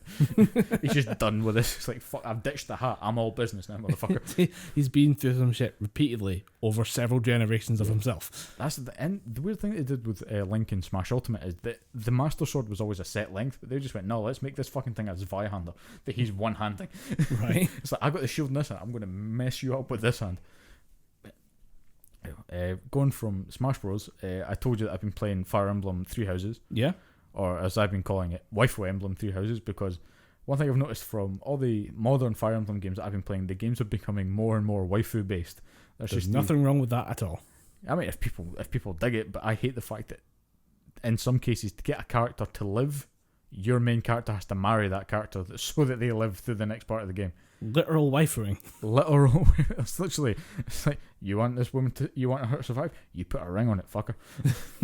And because one of the main characters is the Archbishop. Oh, by the way, heavy spoilers for Fire Emblem Three Houses. So if you're playing that game just now, skip ahead. Because apparently playing this game takes several days. Oh, I've been playing it for, I think I've logged 60 hours already because I can't play it for long chunks. Right. Because the game is so, there's a lot of, because the whole point of the game is, I'll preface this before I go into the why I can't play for that long. The whole point of this game is that you are the son or daughter, depending on which gender you pick at the start of the game, of a mercenary who was a legendary knight, but he exiled himself for, I haven't figured it. I haven't got to that point in the game as to why he's exiled himself. Okay. It's something to do with the birth of his child, is why he exiled himself. Something to keep the child safe or something like that. Is your mum dead? Yeah, she died. She was a priest at the, because he was a knight he was a leader of the Knights of Seros. And the Knights of Seros were basically a private army for the Church of Seros, who were the kind of leading force of this in this region. And something happened to there. He basically excommunicated himself to keep the child safe away from church prying eyes because there was something special about the child. Right. As you find out later on in the game, he is basically a host for something called the progenitor god. And the Archbishop has basically been manipulating children born in the monastery to try and be a vessel for the progenitor god. Right. So that's why, and when your father, Geralt, because they didn't want to get sued by the Witcher guys, Geralt takes you and says, nah, I'm going to let you have a normal life. So you basically get stashed away in the woods. You grow up with your father, you learn how to fight, you become a mercenary. But then the first opening mission is you with the leaders of the three houses, the titular three houses. There's Edelgard, who is the future emperor of the house Adrestia, who everyone seems to be losing the collective shit over, but I personally think she's one of the weakest characters in the game. Right. Because in game battle wise, she's a good character. She does her thing. She's got high crit rate, high dexterity, high mobility. She does her shit, and she uses axe as a primary weapon. Okay. Her starting weapon's an axe, so she can deal some good damage. But I just don't think they, in the beginning, give her enough character to make the impact of her being revealed as the bad guy later on in the game enough weight. She just kind of goes, "I will do this, so I will destroy the current order of the world, and I will unify us all under one banner." I just think, okay, but why are you doing that? Why do you want to stop this? You've not given us enough in the game to understand why. She just seems like I want to do this because I want to do this. Okay, the internet may like you. I personally think you're about as dry and boring as you can be. You're a B tier waifu. You're a B tier waifu. With an A tier waifu's rack. So, back in the corner. You sit there with your white hair and your massive purple eyes. And then you've got... yes, eyes. Yes. Yeah, she's kind of flat. Oh, okay. Seriously, her eyes take up about 3/4 of her head. They're huge. And then she leads the Black Eagles house. Then you've got the leader of the... Is it Blue Lions? The Blue Lions house. And they come from a kingdom called Fargus. And Dimitri, who leads the house, he's going to be the king of Fargus. But he has this fucking hatred for Edelgard. So at any point, she even thinks about fucking up. Dimitri's just like, motherfucker, I'll stab you. I swear to Christ, I will fucking kill you. Come within 10 feet, see what happens. Come at me again, see if you make it to Christmas. And I don't know why, because I still play through the game. I've heard things online that they are somehow related. So Edelgard has always kept him at a distance because he could basically rule both kingdoms at the same time. Both kingdoms at the same time. He could unify them, and that would fuck up our plans. And Dimitri is this very kind of militaristic, I will kill as many people as I need to save my country type thing. Okay. And then you've got the fuckboy himself, Claude, the leader of the Golden Deer House. He is the kind of prime minister or future prime minister of the Leicester Alliance. Right. Which is just we don't know what to do. We'll form this alliance and you will lead our country. And he's just a fuckboy. He just wants to go out there. He's like, I just want to have fun. Like, you're meant to be leading a nation, an alliance, a group of people. You have actual work to do. Yeah, step the fuck up. But those are the three paths that you can take through the game. Or if you've done what I did, I went initially with Black Eagles, figured out that I hated Edelgard. I went, fuck you, I'm siding with the church. And I stabbed that bitch. Because she gives you an option. She's like, my teacher, will you join us? And I'm just like, nah, I'm good. Then we're enemies. Go, see you in the battlefield, bitch. The first thing I did, I will not hesitate to cut a bitch. And I did not, because the first thing, one of the missions where you're fighting her, is you have to. There's 3 different types of conditions to win the battle. You can either have certain people get to a certain location, right, and that ends the mission, because the whole point strategic is, escort missions. Right. Then you'll get the just fucking kill everybody missions, rout the enemy. Then you've got the kill the commander missions. Right. But the one where you're fighting Edelgard is a kill the commander. So I just literally went, my character, because your character, the avatar character or the main character that you play as, has usually got the highest movement stat if you build them right. So in my first move, I could basically beeline my main character straight to Edelgard. So I just went, I'm going to end this mission in 2 turns. So I went there, hit her, and because if you attack someone, everyone just kind of turns to you. Yeah. So I was basically the centre of attention, and my dexterity and my avoidance was that high, no one hit me. So I was just like, and done. 2 turns later, told you I would kill you, bitch. You knew it was coming. You knew it was coming. I fucking told you. And then I don't know if I said this, but you get approached by. You save the 3 kids, the 3 leaders of the houses, when they're on a training mission, right? And they get attacked by bandits or something, and you and your father Geralt are physically the closest people there. So you deal with them and you escort them back to the monastery, which is called Garrick Mark Monastery. And then the Archbishop Rhea, she approaches you and says, "Oh, you're Geralt's son, or you're a gifted swordsman, and you must be a good teacher somehow. Would you like to accept a professor's because those 2 skills translate? Would you like to accept a professor's position at the university or the officers' academy?" And your 2 choices are, "No, I don't think so," or "Sure, why not?" So then that sets up the whole thing. Then you find out through the gameplay that you have the same crest, because everyone has this weird crest kind of inbuilt. Right. It's like a weird sort of power thing, and you have this thing called the Crest of Flames, which allows you to wield this stupidly powerful magic sword that no one else can wield. Right. And then that you find out through that you are the one destined to be the progenitor god. And then it just kind of takes off from there in different directions. This sounds so anime. It's very anime, and which leads me on to my next point. Why people have been saying that they're not a fan of it is because the art direction and the design for some of the female characters is very scantily clad. And I've heard it's very high school themed as well. It's very high school themed. One of my favourite tweets that I seen on this was, why the hell is this game called Fire Emblem 3 Houses? This game should be called Shin Megami Sensei. Because it's basically just Shin Megami Tensei from like the Persona games mixed with Fire Emblem. And yeah, the whole point is every day you can talk to your students and you can give them. Everyone's always dropping shit in the Garrick Mark Monastery.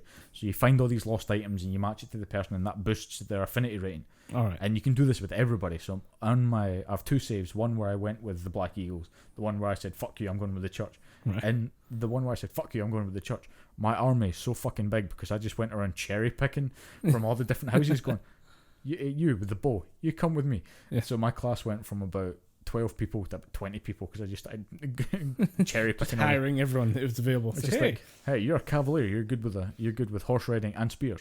How about you come with me? And it's all about you can do different things to boost your affinity. You can have a meal with your students. You can cook with your students. You can force your students to do inter-house tournaments. Okay. And that boosts your professor level. And the higher your professor level is, the more activity points you can do. So I think I'm currently sitting at rank A, which gives me 8 different activity points. So I can do 8 different activities during my day off. And it's all about just building that ranking up, building a repertoire with your students. And then the path that I'm doing right now, if I don't want one of the pivotal characters to die, I basically have to force my main character to marry her. Otherwise, she dies, and I get the shitty ending. Okay. It's basically the video game equivalent of a forced Indian marriage. But a lot of people are annoyed at the female character design because it is very scantily clad. There's a lot of heavily chested women, and the accidental upskirts. Oh no, the wind blows. No, it's not even that. It's just most of them are just bending down a lot. It's right. like you see. Okay, and everyone, and I mean everyone is stacked in this game. The main character, at one point, someone gets injured, and the main character gets injured, and you're sitting with the Archbishop Lady Rhea, right. And you're just sitting there's like a fucking balcony over you. And if you play the female character, if you advance one of your sort of affinity ratings to S, that's when the marriage option becomes open to you.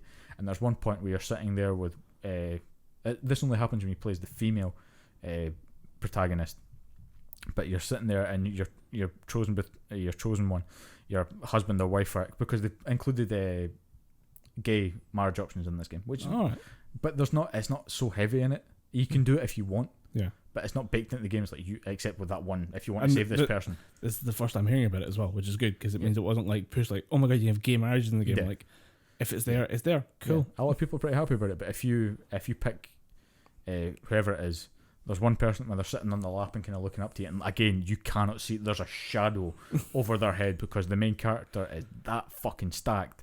It's just like, because they all have these robe things on, and you just see this huge, like, it's just tit sticking out, and like, how do you battle in that? And that's another thing that people got annoyed about. The main character, if he plays the male main character, he's got armor and stuff on. He's got the tunic. It's the classic gaming, the full armor suit for the men, and then the iron bikini for the women. It's not so much iron bikini. It's more the male main character. I think if you don't pick your own name, which you can put in your own name, I think it's called Byleth.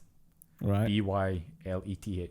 So if you go male Byleth, he has, like you said, he's got the armor on, he's got this tunic on, he's always got the cloak on. They both have this weird kind of professor's cloak on. Right. Then if you got the female character, she has these weird tights on, booty shorts. Nice. And she's got this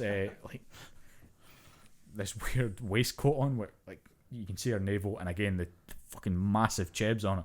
I'm just sitting there, and I'm just sitting thinking. At no point I was just going, well, you just need to live with it. I'm just thinking, I get it. It's not really Anita Sarkeesian is just fucking popping blood vessels watching this shit.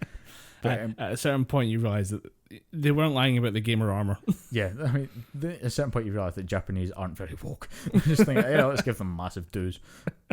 And that is across everybody, even the characters that you think are slightly flatter chested. Post time skip, they're all stacked. Because you get knocked out for 5 years. All right. Like there's a big battle point, and win or lose the battle, you get knocked into a ravine and you basically sleep for 5 years. Right. And you're just kind of stuck there. And you come back as the former teacher, and you're like, you come back. Oh, we thought you were dead. Yeah, you come back as the new leader of Garakmark Monastery because Rhea turns into a dragon to fight the basically advancing hordes of Empire infantry. Because apparently she could always turn into a dragon. She was just kind of waiting to see if she needed to. Yeah, pretty much. Because that's the funny thing. She's meant to be this holy bishop, but if you look at her stats, she has a rank in brawling and an A+ rank in healing. So she can heal you with one hand and beat the living fuck out of you with the other. But it kind of makes sense because she's a dragon. She'd be able to have magic and brawling skills. But then at one point, the enemy advances on Garakmark. It's kind of an FMV style cutscene, an anime type cutscene. Yeah. You pull out your sword. That's this special, unique sword called the Sword of the Creator, and you charge towards the enemy. Then a shadow just casts over you, lands in front of you, and it just turns around and says "Run!" And you're like, "Fucking right!" And then you get caught in the ensuing battle and get knocked off the stage, and then sleep for 5 years and come back and find that shit's went to pot when you've been asleep for 5 years. And that ends the spoilers for Fire Emblem Three Houses, so you can come back.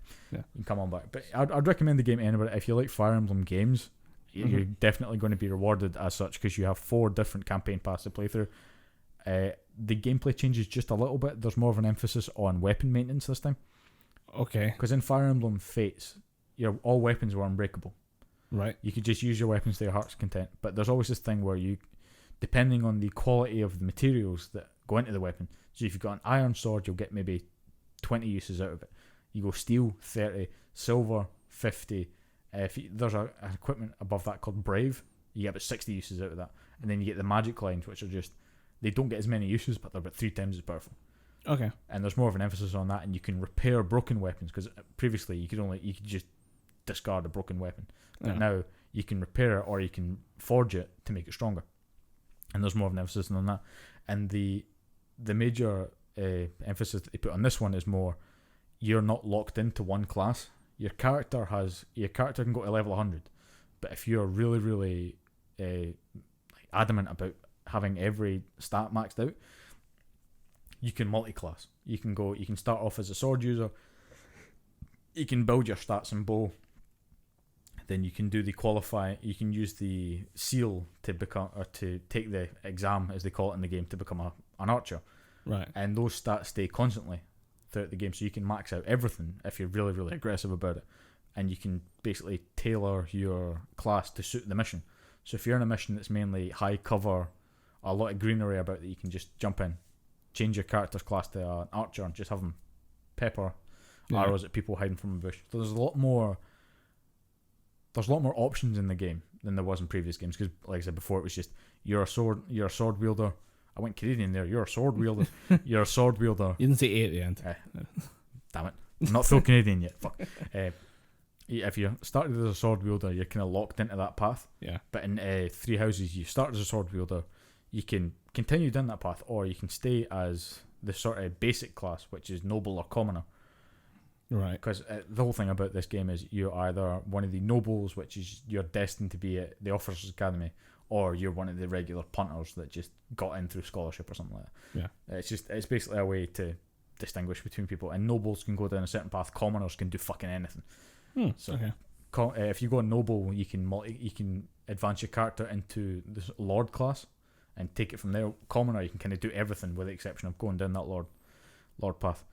So it creates a unique playstyle, and that no gameplay is really going to be the same, because you could start off with one character and he's going to be able to be an open book. It'll probably have a bit more in sword, because every character can use a sword to an extent. But if you just keep pushing them down one line, you can change them a different class. So you can have them be pure magic based, you can have them be pure not artillery, like cavalry, spears, that kind of thing. Yeah. So it's basically a Fire Emblem game. You can play whichever way you want. So it's a good RPG with it's a really good RPG, and it's got a really good combat style. Mm-hmm. But what stops me from playing it so often is the fact that as you're a teacher, you're a professor at a big university, you have to spend so much of your day off. You can take a seminar from one of the other professors, and they teach you certain things that's going to raise your stats more. Or you can do a battle, which you go and fight little sort of side missions. You go to different villages, you fight some bandits, you can get some cool treasure. Or you do paralogs, which are additional stories from the other characters' perspectives. There'll be two characters, maybe from your house or from another house in your house, from anywhere in the monastery, and they could say, I have this problem, are you willing to help me? So you and all your other infantry, you go and do a special story mission that's unique to those characters. Or you can just do other shit where you go hunting monsters, because there's always these big beasts, like there's this giant wolf thing, or there's a giant sort of demon dragon that are a result of people fucking around with magic that have created these dark demon beast things. Or you can go and fight them and get like major gold and stuff. So there's plenty of different playstyles to it, and there's loads of things that you can do and on your day off as well. Apart from the battles and the different student based stuff, you can go and do different activities to raise your skill. You can go and talk to other professors, and they'll say, I can teach you this thing, so it raises your lance skill up a couple of degrees. All right. And then you always get a Sunday off, which you can do just activities for the whole day. Do activities for the thing. And then every Monday you have to teach. So then you have to choose, do I want to instruct my students manually, or do I want to do it automatically, or do I want to set them additional tasks to raise this thing? And it gets a bit boring, the kind of doing all the admin, but the combat more than makes up for it. And the story is really, really good. What type of combat is it? It's all turn based. It's all there it is. I was it's close to being in. It's not really turn based. It's more you move a unit. It's tactic style. So you move a unit up to another unit, and depending on what they can do, if they can wield magic, shoot a bow, and wield a sword or bladed weapon, you can choose which weapon you attack them with. So then you move them up to the unit. They engage in combat, and it's not a you attack. They attack. You can attack, and then they can dodge it, or they can counter attack or something. Then you get one turn to move all your units. It's kind of like an RTS. Right, okay. So you can, one turn where you move all your units, then it moves to the enemy's turn. They move all their units, and combat ensues that way.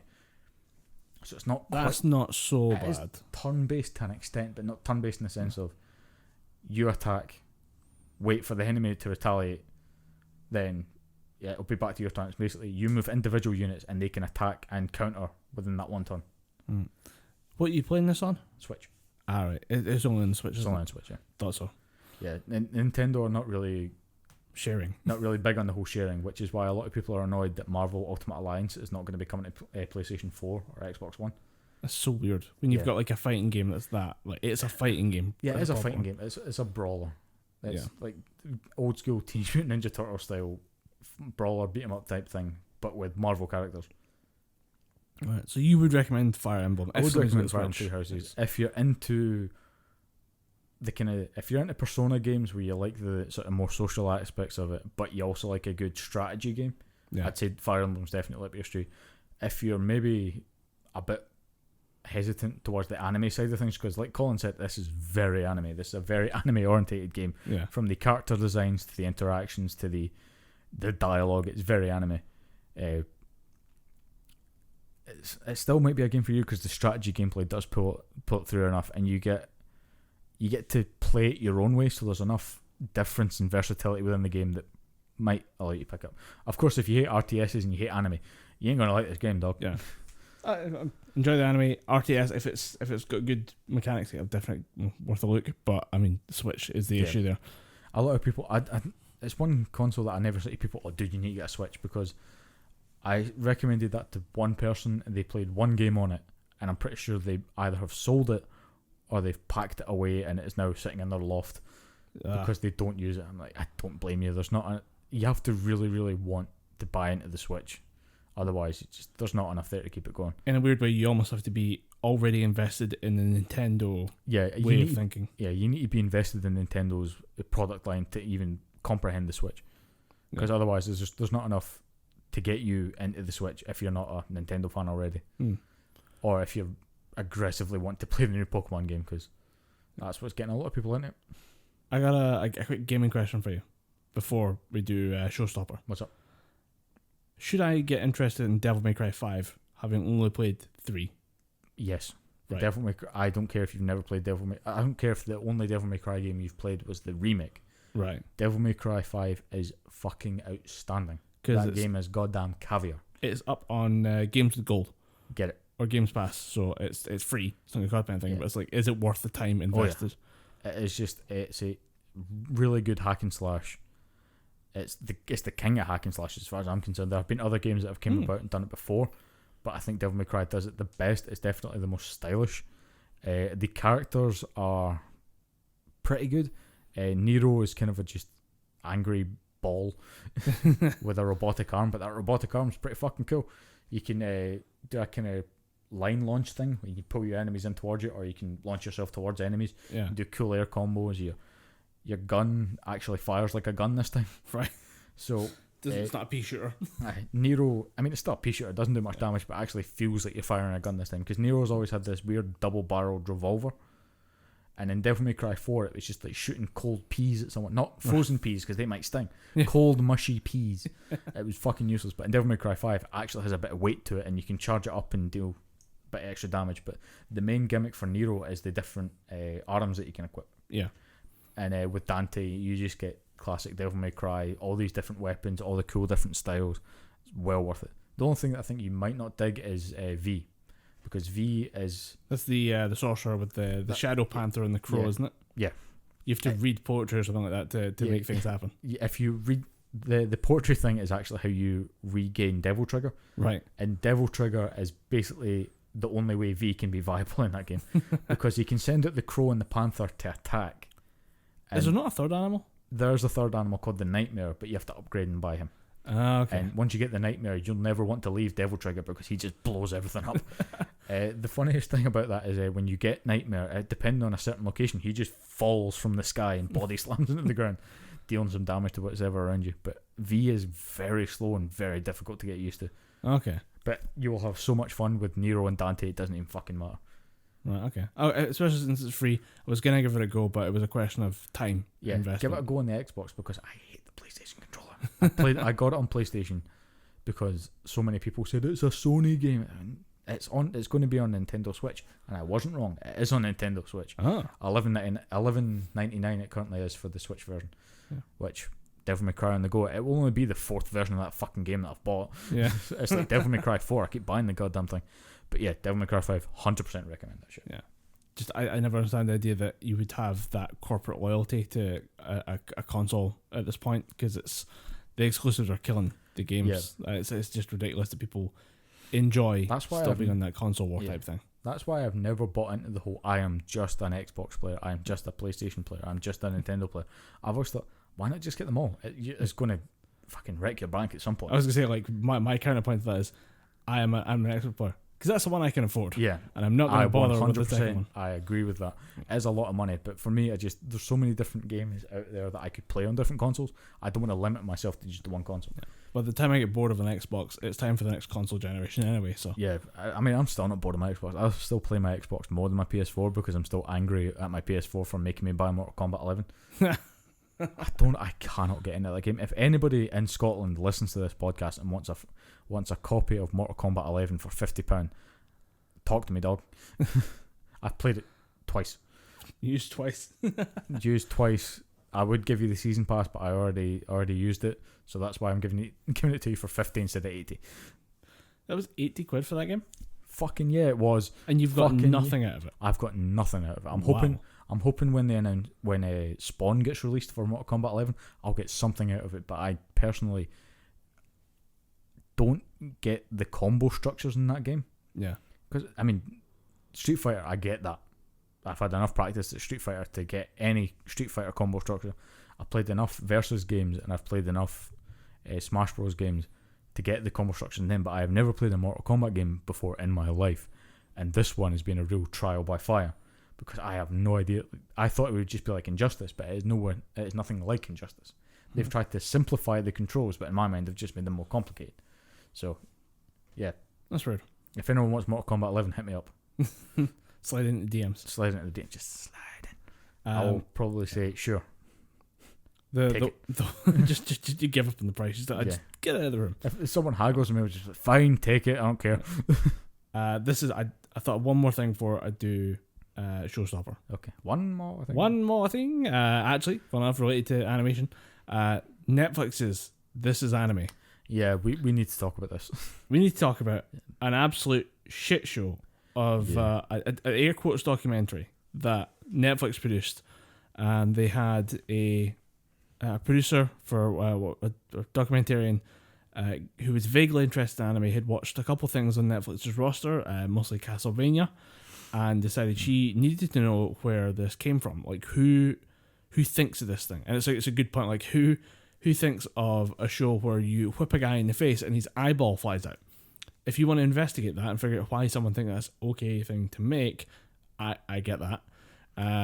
You've got to wonder who greenlit that, but at the same time, I think if you watch that kind of show, you need to realise that it's taking source from something else. Yeah, realise that that's why they're whipping monsters and demons and shit. Yeah, there's a reason behind that, and I think she would to know more about the industry because she watched one thing, watched another thing, and just kind of got vaguely interested. The only problem is that what Netflix has made is not a documentary about anime, history of animation, the intrigues and the interesting things in the genre. They've made an advertisement for their products. Yeah. And if they'd done that blatantly and said, we are going to make an hour-long tribute to the animation studios we work with, you'd have gotten away with it. But when you present this as the history of anime, and this is the definitive piece on the culture that created anime, you have failed fucking horrifically. I haven't watched it because I don't want to devote more time to what I made it 20 minutes in. Really? I mean, and that felt heroic. I'll go on. You felt like you'd achieved something. You're walking up to people going, "Yep, I got a badge. I got a medal." I got 20 minutes in. What do you do? What are you doing with your life? You're in a support group just going, "I got 20 minutes into that piece of garbage." I within 5 minutes, I had figured out the tone of this, and unfortunately, it has a lot to do with the presenter, who I can't remember her name. I can't really be bothered going to Google it. Normally, I'll Google these things as we're doing the podcast. Don't devote more time to this. I don't want to. But she makes it sound like this was the first thing she did when she got into anime, which is a horrific way to frame a narrative like this, because it's such a good idea to have someone say, I want to figure out more about anime. That is a great documentary. There's a lot to explain, and right now with anime experiencing a boom, especially through Netflix deserves a lot of praise for putting out big anime stuff. Right now, there's all the stuff they've done with Studio Polygon. They are the only place right now that you can legally stream Anohana, I still don't remember the name of the flyer we saw that day. That is a monstrous classic of an anime who leaves grown men in tears because it is about acceptance, getting over childhood trauma. There's a lot in there that affects a lot of people, that it teaches a lot as well about suffering, pain, and how you can overcome that to become a better person your elder years than you were as a teenage kid. There's a lot in there that really resonates with people, and Netflix is the only place to see that. Netflix is the only place to see Neon Genesis Evangelion. And even though if you don't like the dub, even though there's nothing fucking wrong with it, you can enjoy that legally for the first time you in can decades. Watch seminal classics like Ultraman. You have watched the Mighty Ultraman. You can watch Studio Polygon stuff. I love it. They made Blame. I mean, in the same way that Watchmen is the unfilmable film, Blame was the unanimatable or unanimated classic that people were too scared to touch, and Polygon said, fuck it, we'll do it. Fuck it, we'll do it. And we'll give it a go. And they give it a crack. Netflix is all about trying stuff. I mean, they give you fucking Agretsuko. What the fuck? Like, these people are always willing to try something and bring it to the Western audience, and for that they deserve all the praise that they get, and should be given the opportunity to try and make something. They've been in a great position with these contacts they have in Japanese studios. The only problem is when you make it sound like this was someone's first instinct was to immediately, after watching maybe like 20 hours of anime, to say, I'm going to jump on a plane to Japan. You've immediately alienated your entire audience. Japan is famously expensive. It's an impossible place to holiday unless you save for a couple of years to make a trip over there, unless you've got some kind of work lined up there. I mean, I looked into going into Japan because of the Rugby World Cup. That's in Japan this year. I think I was looking at about $1,500 just for flights and accommodation. Yeah, I don't have that much money. I probably would make that in a year. Yeah, it's student loans and shit. It's insane, the idea that this was presented in such a way that, well, the first thing I'm going to do is naturally fly to Japan to meet and sit down with producers, and it's in a weird way, it's a very vlog era documentary. It's much more jump cuts, a lot more vibrancy and like immediacy to everything that goes on, as opposed to like, say, a classic documentary where everything's very slow paced, everything's taking time to explain every little step in the process. And if you were to try and explain the history of animation in 90 minutes, you would fucking struggle, because Japanese animation has been going on for close to half a century or more now. Maybe more. I think earliest Japanese animes were 20s, maybe before that. Yeah, there's a lot of like really old shit there. If you want to try and cover that and cover all the, I mean, there's apparently only tangential references to stuff like Studio Ghibli. How do you make an anime? How do you gloss over Studio Ghibli when they are probably one of the biggest powerhouses in anime? How do you skip over so much? Because this was actually a documentary about Netflix anime, in which case you get an interview with Adi Shankar, the guy who made Castlevania. Yeah, he's not an interesting interview. It's a very weird interview. It's him. He's a very interesting individual, but at the same time, like it feels like so much of an act. Like, he feels like this is the way a director must be, a way that someone has to behave to be an eccentric. Yeah, with Adi Shankar, it's more, he is so anti-establishment, but anti-establishment in the sense that he is anti the current standards of Hollywood.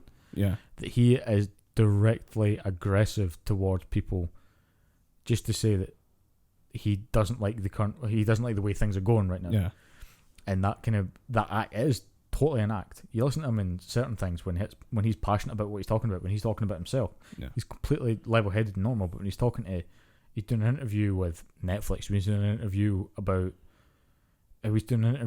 his Devil May Cry Netflix series, he just starts berating the interviewer, saying that, all you Hollywood jabronis don't know what the hell you're talking about. I'm going to do my version of Devil May Cry. And then the interviewer says, Devil May Cry, I loved Virgil. And he goes, you loved Virgil? You're probably one of those idiots that thinks Thanos is a cool character. You like the villains. And people are allowed to like villains. Yeah. I mean, Marvel's kind of their backbone right now is likable villains. Yeah. You don't get Loki otherwise. But I mean, the Adi Shankar interview is just weird. It's very, you can tell he's trying very hard to seem weird.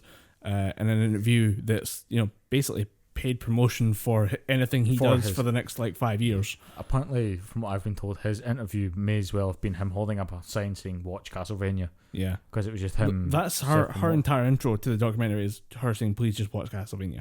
They get to interview a bunch of people that are from the industry, but again, they're all working on Netflix produced shows. It's a very weird fake documentary to sit and watch, and there's this weird thing that came across, and you start to notice it, and the more and more you notice it, the more it becomes really kind of offensive. Okay. And that she is freaked out by animation. She's very surprised that this happens, and that what seems like a children's cartoon features graphic violence, mostly through the Castlevania clips that they show. Maybe that was all a licensing thing. Like, maybe it's very hard to show. Like, let's just show the last. How much would it cost you to show the transformation of Tetsuo at the end of Akira? Oh yeah. That would cost you fucking cash money to show. But if you want to show something that's shocking and violent, I'd pick that over anything that happens in Castlevania any day. If you want to say, here's something weird that happens, watch this boy transform into a giant, like, stadium-sized fucking monster. Watch him lose control of his new psychic, weird techno-organic powers, and watch him just break free. Watch him kind of melt into a stone chair. Yeah. You know, but at the same time, rip the chair apart. Like, that is such a weird idea that if you want to show, here's how shocking anime can be, I'd pick that any day of the week. So maybe it was just a licensing thing. Maybe it's cheaper for them to just show the physical graphic violence of Castlevania, and it's also more approachable. It's understandable to see that, but then also be surprised that it's happening in what looks like a cartoon. But there's this whole thing where she keeps talking about the fact that how can this come from the culture of Japan? And you realise she's stuck in a 1980s very straight upper laced businessman view of Japan. From what I've heard from people on Twitter, because when you mentioned it to me a while back, what's it called? Enter the Anime? I think I entered the anime. Enter the Anime. I looked it up on Twitter because Twitter seems to just be, if I want to find out how outrageous if you want the something hot take, if you want the hot take, the immediate take, go on Twitter. So went on Twitter and I just typed Enter the Anime, and it was just people saying the fact that this woman is calling Japanese culture primal, she's calling it savage, and in their approach to certain things is very, very Orientalist, which is a new word I learned. Yeah, I mean, I had to Google it. But the thing is, I learned that word being used in this terms, and first of all, what you're talking about isn't. It is very the idea of it's basically racism against people from the Orient, which is how Britain used to refer to Asia, which it used to be that it's from the Orient, which means it's east of India. And this was weird because I've heard Orientalists being in a more positive light. It's people who indulge in consume products and content and shit from Asia. From the Orient. I've heard it being a more positive. I've never heard of it like that. I've always heard it because I heard of it from a bunch of history channels we're talking about. Japan as a superpower, as a political and military force, took a lot of people by surprise. Once after the whole Reformations and once Japan kind of opened its borders, in the early 1900s, just before the build up to World War One, they basically went absolutely. I mean, it's late 1800s when America starts getting involved, telling Japanese, "Hey, you want to trade with America? We're the hot new thing in town." When you get to that, the Orientalist view is always to do with grouping Asians together, not understanding that Asia is as complex a place or more so than Europe. Right. So or Africa. Orientalist is essentially taking shit at face value. It's thinking of Oriental cultures as being a monolith, right? In a one way where it's everything's the same, or it's always looking down on it as well, because during the build up to World War One, there was actually a war between Japan and Russia, and all the European powers were Japan can't do fucking nothing against Russia. Russia's a European superpower. Japanese, they're Asian, they can't do shit. That was the genuine line of thinking at the time. So when Japan kicks the shit out of Russia's navy and then takes Russian land, it scares Europe. It makes everyone sit up and take notice. Yeah. That's Orientalism. That's the idea that the Asian people are less than white people. It's a very it's very racist. But in a weird way, this is this kind of weird modern Orientalism where everyone's looking at Japan and saying it's a monolith, very straight-laced culture. There would be no deviation. At the same time, I'll look at it and go, they make anime and baby metal, right? Yeah. There's obviously some subcultures going on. Yeah, it's a very, very reductive way of looking at it. Because if you just think, this is all they are, that's very pigeonholing and very damaging to a whole kind of cultural perspective. It's very surprising that the fact that she keeps coming back to this idea that all Japan's very straight-laced and very well behaved and so rooted in tradition, and Japan does have those factors, but it's a part of a broader culture that includes hundreds of millions of people. That's assuming that all Scots are just fucking savages. I mean, No. We're not like that. We invented some pretty pivotal shit. We're inventors. We're people who champion free education for younger people. How'd you like that train, fucker? Yeah, how'd you like trains? How'd you like telephones? Yep, How'd you internet. like television? We made the internet, fucker. How'd you like penicillin? You know, we get shit done. You know, we're busy. There's culture. There's like traits and stereotypes, and there's the actual culture. And I think for some reason Netflix allowed this thing to go out saying, yeah, we're very surprised that Japan's different than what we thought it was, but in a very reductive way. And I have no idea what the plot or the idea is behind that. I think it's just to give her an excuse to go in there and be surprised that every time someone gives an interview that doesn't make sense. Like, it's not what she was expecting. And at the same time, it's weirdly kind of disrespectful. And it's one of the few times I've heard people complain about stuff being not PC and agreed with the people who are complaining about stuff not being PC, which is a hell of a big achievement for Netflix to manage to pull that one off. It sounds like Netflix just tried to do something that explains or that shows off their own anime side of things, but they've just went a bit too far with it and said, yeah, you do whatever you want, and then it's just not worked out in any way, shape or form for them. I genuinely say, when I say I made it 20 minutes into this and I feel like I accomplished something, I mean it. It's hard to watch. It's harsh. The tone of it is all horrifically wrong. It's a bad... I mean, I'm really worried that someone is going to see this and think that's what anime really is. Yeah. There was one thing though, I keep forgetting the guy's name. It's the director for something called Cannon Busters. It's coming up. And it's the guy who made Boondocks, or The Boondocks. Oh, Armageddon. No. Give me 2 seconds trying to find the name of this.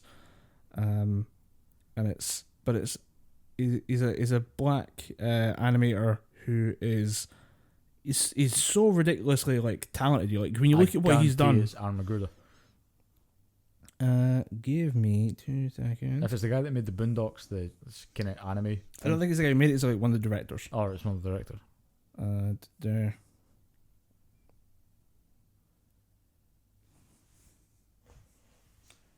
Why can I not find anything on new Twitter? God fucking damn it.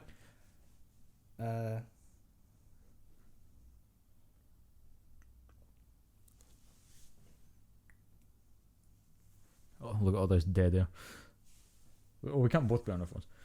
I think got it. What I seen on the anime was just a lot of people bashing it, and from what you're saying, it sounds like it's well deserved. They interview LaShawn Thomas. LaShawn Thomas, who's the director for not only was directing episodes of The Boondocks, but also he was given the keys to just make the Black Dynamite or animated series. All right. Do you know what Black Dynamite is? I 100% know what Black Dynamite is. It is responsible for one of my favorite fucking lines of all time. Yeah. It's a bit when he's talking to he's talking to two women inside the house, and somebody appears behind him and says, "Because Black Dynamite's going to make everything alright," and he goes, "God damn it, Euphoria! I didn't even turn around and notice you." The fact that he was given the keys to the castle on that one should tell you everything you need to know. He's got serious industry cred. He's making a lot of stuff for Adult Swim. He made Korra, which is like one of the Avatar: Last Airbender spin-offs that was very well received. Again, he made Legend of Korra. Yeah. All right. He's got some credits then. The guy has serious credibility, and they interview him and they ask him nothing important. And they just like, yeah, so who are you? And he's like, well, I just got real interest in animation. I had no idea how big, like, this guy should have been the big deal of the entire interview. Yeah. Like, the fact that you can get somebody of that caliber and do an interview for your Netflix thing, because he's working on something for Netflix as well. Yeah. He's doing Cannon Busters. Looks interesting. I've seen some of the like footage from it in this documentary. I was interested. Like, if you want to watch it, if you want to make this year in Netflix 2019 anime, we're going to go through and interview some people making stuff. We're going to interview the guy from Backay and stuff. Go for that. Make that, but make it that way. Don't say this is the documentary on how to enter anime, because it's garbage. Yeah. I'm worried somebody might have watched that and thought, this is anime. This is as good as it gets. I'm like, there's so much in this wide world of animated classics. Like, there are modern classics being made every day. And next week, I'm actually going to look into some of the up-and-comers that are coming out this season.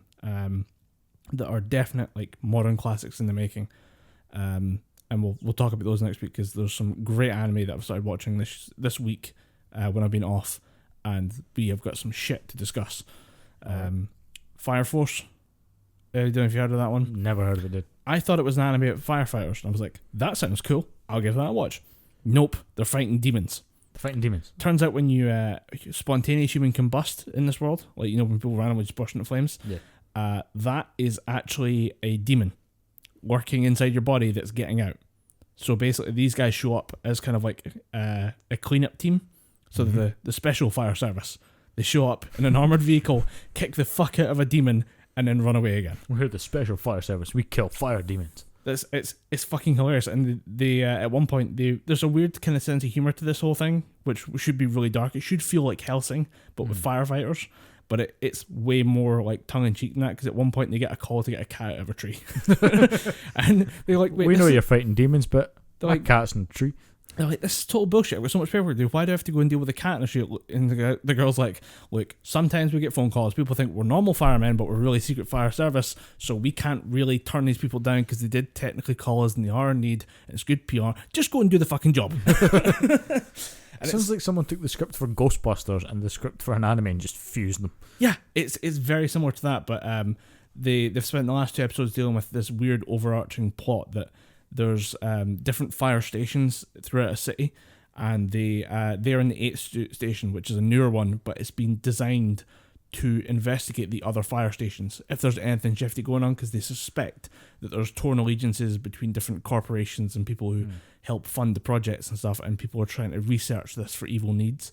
And we just got to the point where, yes, people are trying to research this for evil deeds, and it's really fucking good. The animation quality is phenomenal, and there's that, and I want to watch Demon Slayer, because every time a new episode of that drops, Twitter fucking loses its shit.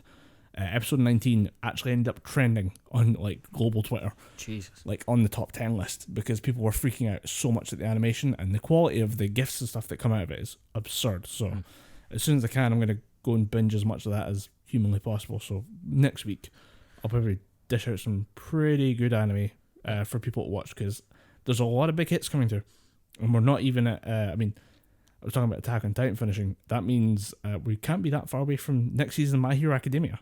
So I'm going to be gushing all over that when that happens. Going to be all over that. Again, it's still...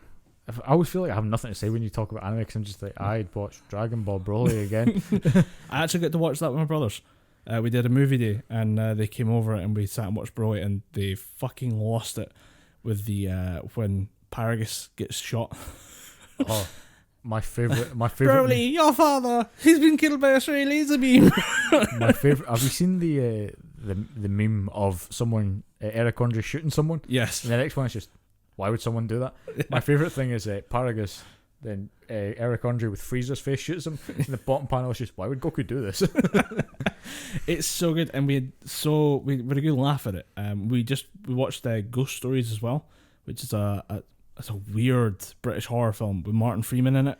Yeah, Martin Freeman, and what is it? There's a guy that I recognise in it, but only from the zombie film or the zombie series Dead Set from Channel 4. Yep, we noticed him as well. Ripped in half in the movie, or in Dead Set he gets ripped in half. Yeah, but he's the dickheaded producer of the show. Yeah, Michael caught him. He was like, "Oh my," because he just finished watching Dead Set like a couple months ago. Oh, so good. I recognise that guy from somewhere. Who the fuck? And immediately get that kind of a reaction of, "Oh shit, I do remember who that is." That's who that guy is. But we did that, and we watched the Broly movie together, and we've watched all three of the post Z movies together, and it's been an absolute blast sharing that with my brothers, because they had no interest in anime. I've showed them like bits and pieces. We watched Hellsing together. That was fun. Yeah. Because that's such a weird gory ride, and it's so funny. Like it's campy, so it's worth watching with people. So you get to share that with people, and it's a lot of fun. So I like sharing. That's why I do like anime reviews on the podcast. It's because it's like I want to share this with you, or I want to let people know there's something great sitting right there, and it's just because no one really talks about it. If you get the chance to share it with someone, like I feel you should. Yeah, you kind of owe it to yourself to put that out there, and the more good press anime gets, the better, because I still think, especially in Scotland, there's this overhang that anime is just for weirdos and freaks and stuff. As reductive as that may be, because I know there are plenty of functioning anime addicts. I know lawyers and shit that are into anime. Yeah, it's not as counterculture as it used to be, because there was a lot of people, especially back when we were growing up. You watch anime, or you're weird. You watch weird Japanese stuff. It's a question of access now, because we that was the issue. We could never get a hand on, if we found a Dragon Ball DVD somewhere, it was a fucking miracle. Yeah, that would be something that you would go on MSN and say, dude, I found 4 seasons of Dragon Ball for £1. It is now we can get access. Now there are streaming platforms supported by Warner Brothers and by Sony that are global or almost globally available. I do know people in Europe who have serious issues trying to get a hand on some of the anime because distribution rights for anime is fucked in the West. It's getting better, but it was so badly fractalized to like different degrees. You could struggle to get your hands on it, and now there's more discussion about it. Like the anime community on YouTube is brilliant. There's a lot of people who go deep on a lot of big different like subjects, topics, and they make great videos explaining things and just chatting about anime in a way that it's definitely evolved a lot over the last 10 years compared to when we were in high school, when it would just be the thing the weirdos in the corner did. Yeah, it was always those freaks that they're talking about cartoons and stabbing people and what have you. I've had people say, I kind of want to get into anime, and you're like, ooh, it's dangerous. That's a Pandora's box, right? You're going to open up a whirlwind of fucking nonsense. Yeah, it's always something. Cause it's happened to me a couple of times. Friends have said, I want to get into watching more anime. Who do I talk to? And I always go, not me. Dude, I watch 3 anime. That is it. I found my 3. I'm good. I watch a bit of Gundam, a bit of Dragon Ball, and occasionally I'll delve into Akira. Yeah. But not Akira, Berserk.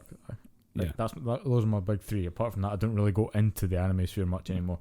I mean, if this was back in the day, I'd be all about the anime. But there's only so many hours in the day. Yeah, there's only so many hours in the day, which is why if I was to get back into anime, I probably would get back in heavily, because I remember watching about 4 or 5 different shows a week back in the day. Yeah. When Bleach was still coming out, I'd watch that. I'd watch. I was desperately trying to keep up with Naruto, and I eventually, after about 20 episodes, you know what, fuck this is awful. I take the time. I wondered how I fit in my anime time, and I realised I give up almost all other television. I give up. I don't watch reality TV because it's crap. Yeah, I don't watch sports because it's boring to me. I can watch a highlight reel and get all the information that I need because I'm not that passionate about it. I can do all that, and that's the time I replace with anime. That's how I fit it in, and even then I'm still playing catch up on decades of fucking shows that are apparently essential. I found for me that the space that was taken by CW television, like The Flash, Arrow, Supergirl, cause I just gave up on those. That's what I get. I gave up Supernatural. That's what you gave up Supernatural. Now you have all this thing. There it goes. That explains it for all the time. I've now kind of got this vacuum of time where I just think, what can I do with this? So I either spend it watching far too much YouTube, more YouTube than you should, or I'll go on Netflix and just think, what is this? I'll watch that, and then 9 times out of 10 I'll usually land on something decent. But that 10th time you're just kind of, what the fuck is this? Why am I watching some crappy knockoff anime? What was it? It was some anime that was trying to be a big horror anime, but it was literally just tits with swords. That is half of anime. Yeah. you've not really cut it down. High School DxD or whatever it is. High School DxD is a fantastic work of art that you will fucking cherish or be banished from this universe. That isn't really horror. I'm really worried you're about to shit talk High School of the Dead, because if you do that, I'm a fucking walk out this room. I will kick myself at my own house, sir. Just grab your own collar out. I will no longer be seated in this room with you. No, I'm trying to think. Horror with sword. I don't know, I'll get back to you on that one. But if it's worth watching, I really want to like bang the drum for it to say, look, it's there. Especially if it's something on Netflix, because it's so easy to say. Like, it's weird that I've got to say, no, go sign up for this free trial for a place called Crunchyroll and then watch this show there. Yeah, it's totally worth it. Get your free 14 days? 14-day trial. Or like Funimation. Everyone used to get a month. I don't want to tell someone to sign up for another service, especially if they're going to forget about it and end up being charged for it. But if it's something that's on Netflix, and look, there's a great show, it's on here, it's worth watching. I want to bang the drum for it to make it more accessible to people. Yeah. But the showstopper, actually, showstopper. Remotely related to what I talked about with the anime community. Okay. One of my favorite voices out there is a guy called Super Eye Patch Wolf. I think I've talked about him in the podcast. Yeah, I've talked about it before. I've watched some of his stuff, trying to break down things, but I can't, off the top of my head, I can't remember what they were. He goes very deep into. He's very good at being honest about how things make him feel, which is a big draw for him over a lot of other people. And he has done a lot of weird episodes. He's done some really good stuff on wrestling, like fully acknowledging wrestling is fake.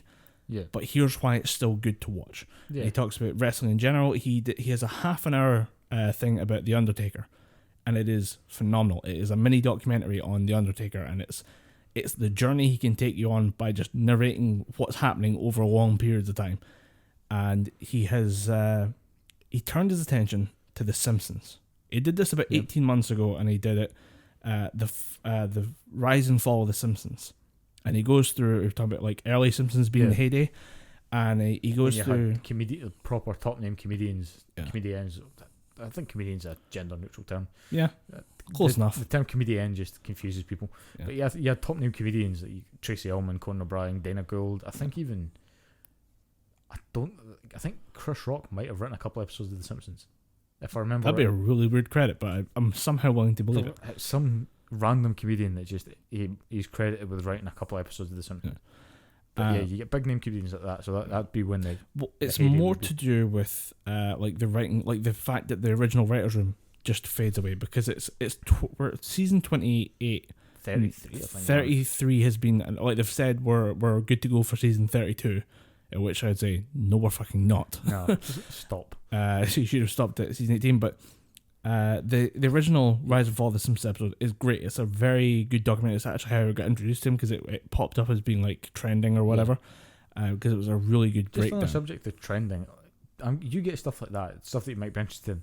Recently, my YouTube has taken to giving me how to make Korean milk bread, how to make your own tatty scones, which I have done several times. Yeah, because we buy these really nice potatoes. But anyway, the his breakdown of The Simpsons and how it changes and how it twists and how it's become a shadow of itself, and how characters should work but aren't being used the right way anymore.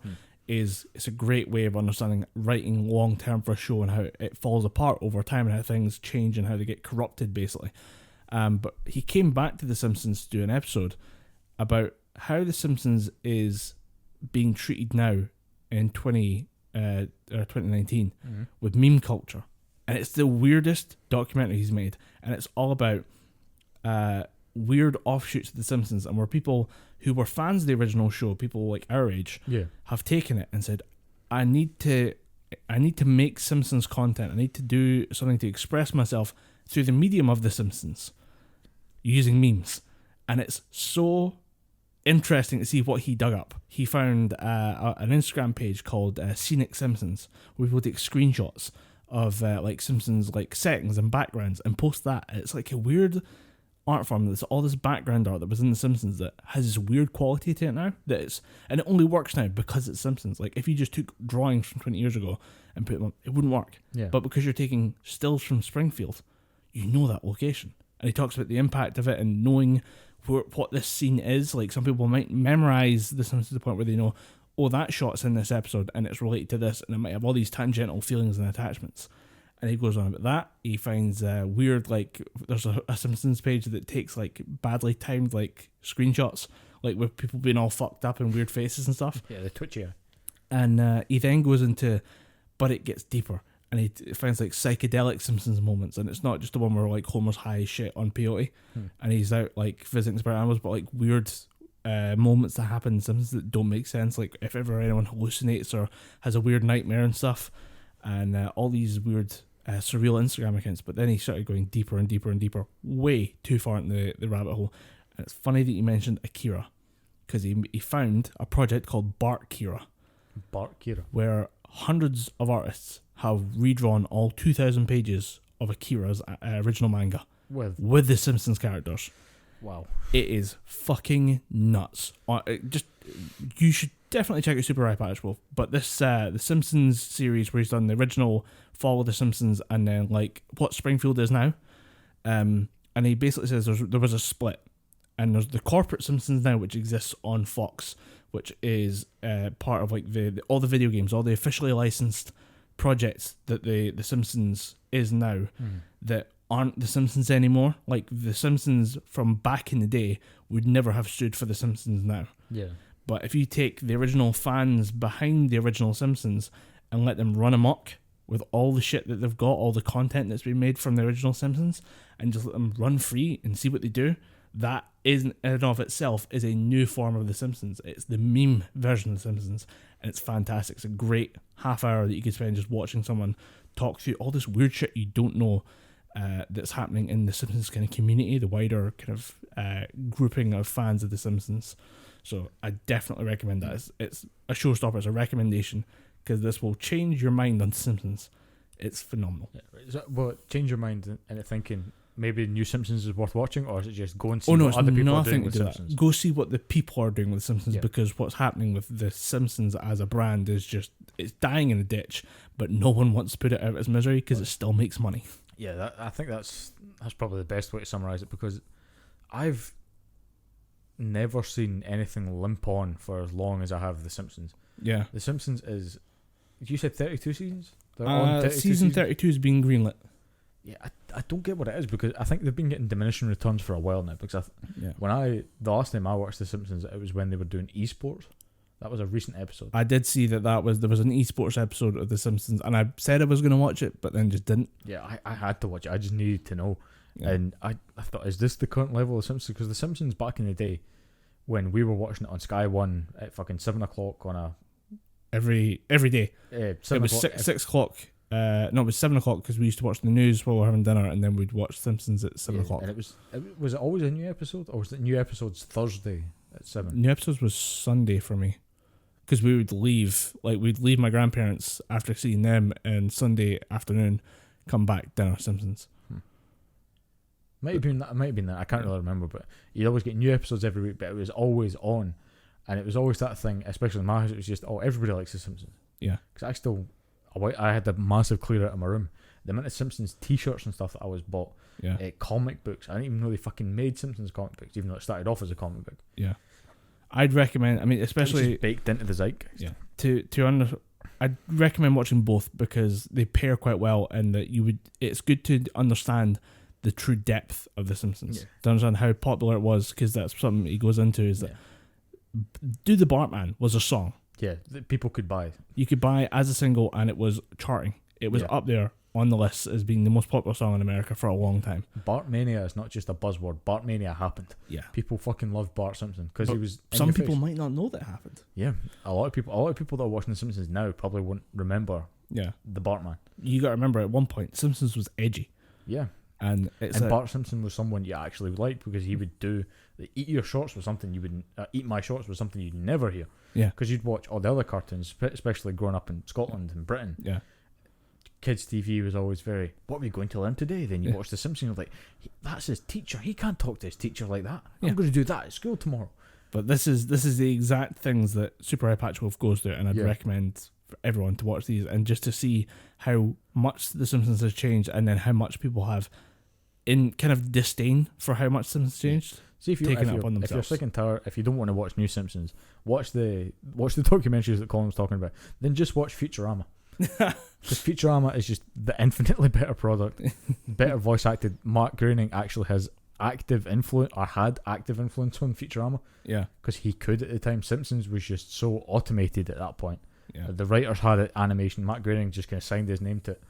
Whereas Futurama is just, now we're going to do this, we're going to do that. Nixon, I fucking hate that guy, he's going to be in prison. That's the only reason he's in it. It's worth a laugh. It is weird to see like a staple of comedy that we all kind of clung to as kids being kind of torn apart now. Yeah, I think, for my money, your mileage may vary, but I think The Simpsons should end, or should have ended, say, season 30. If not, it should end soon. I'd end it at 15, but yeah. Yeah, I think when I stopped watching, I was around about season 20. Yeah. And that was when I thought, you know what, it's still not bad. I still think I have Simpsons seasons kicking around in my room somewhere. There's a couple episodes here and there. You'd give it a go, and it's still worth watching from time to time. Yeah. But it's just not old Simpsons. No, it's not old Simpsons. It's not old, very quotable Simpsons, and I don't think we're ever going to get that again, and I think that's why Simpsons needs to stop.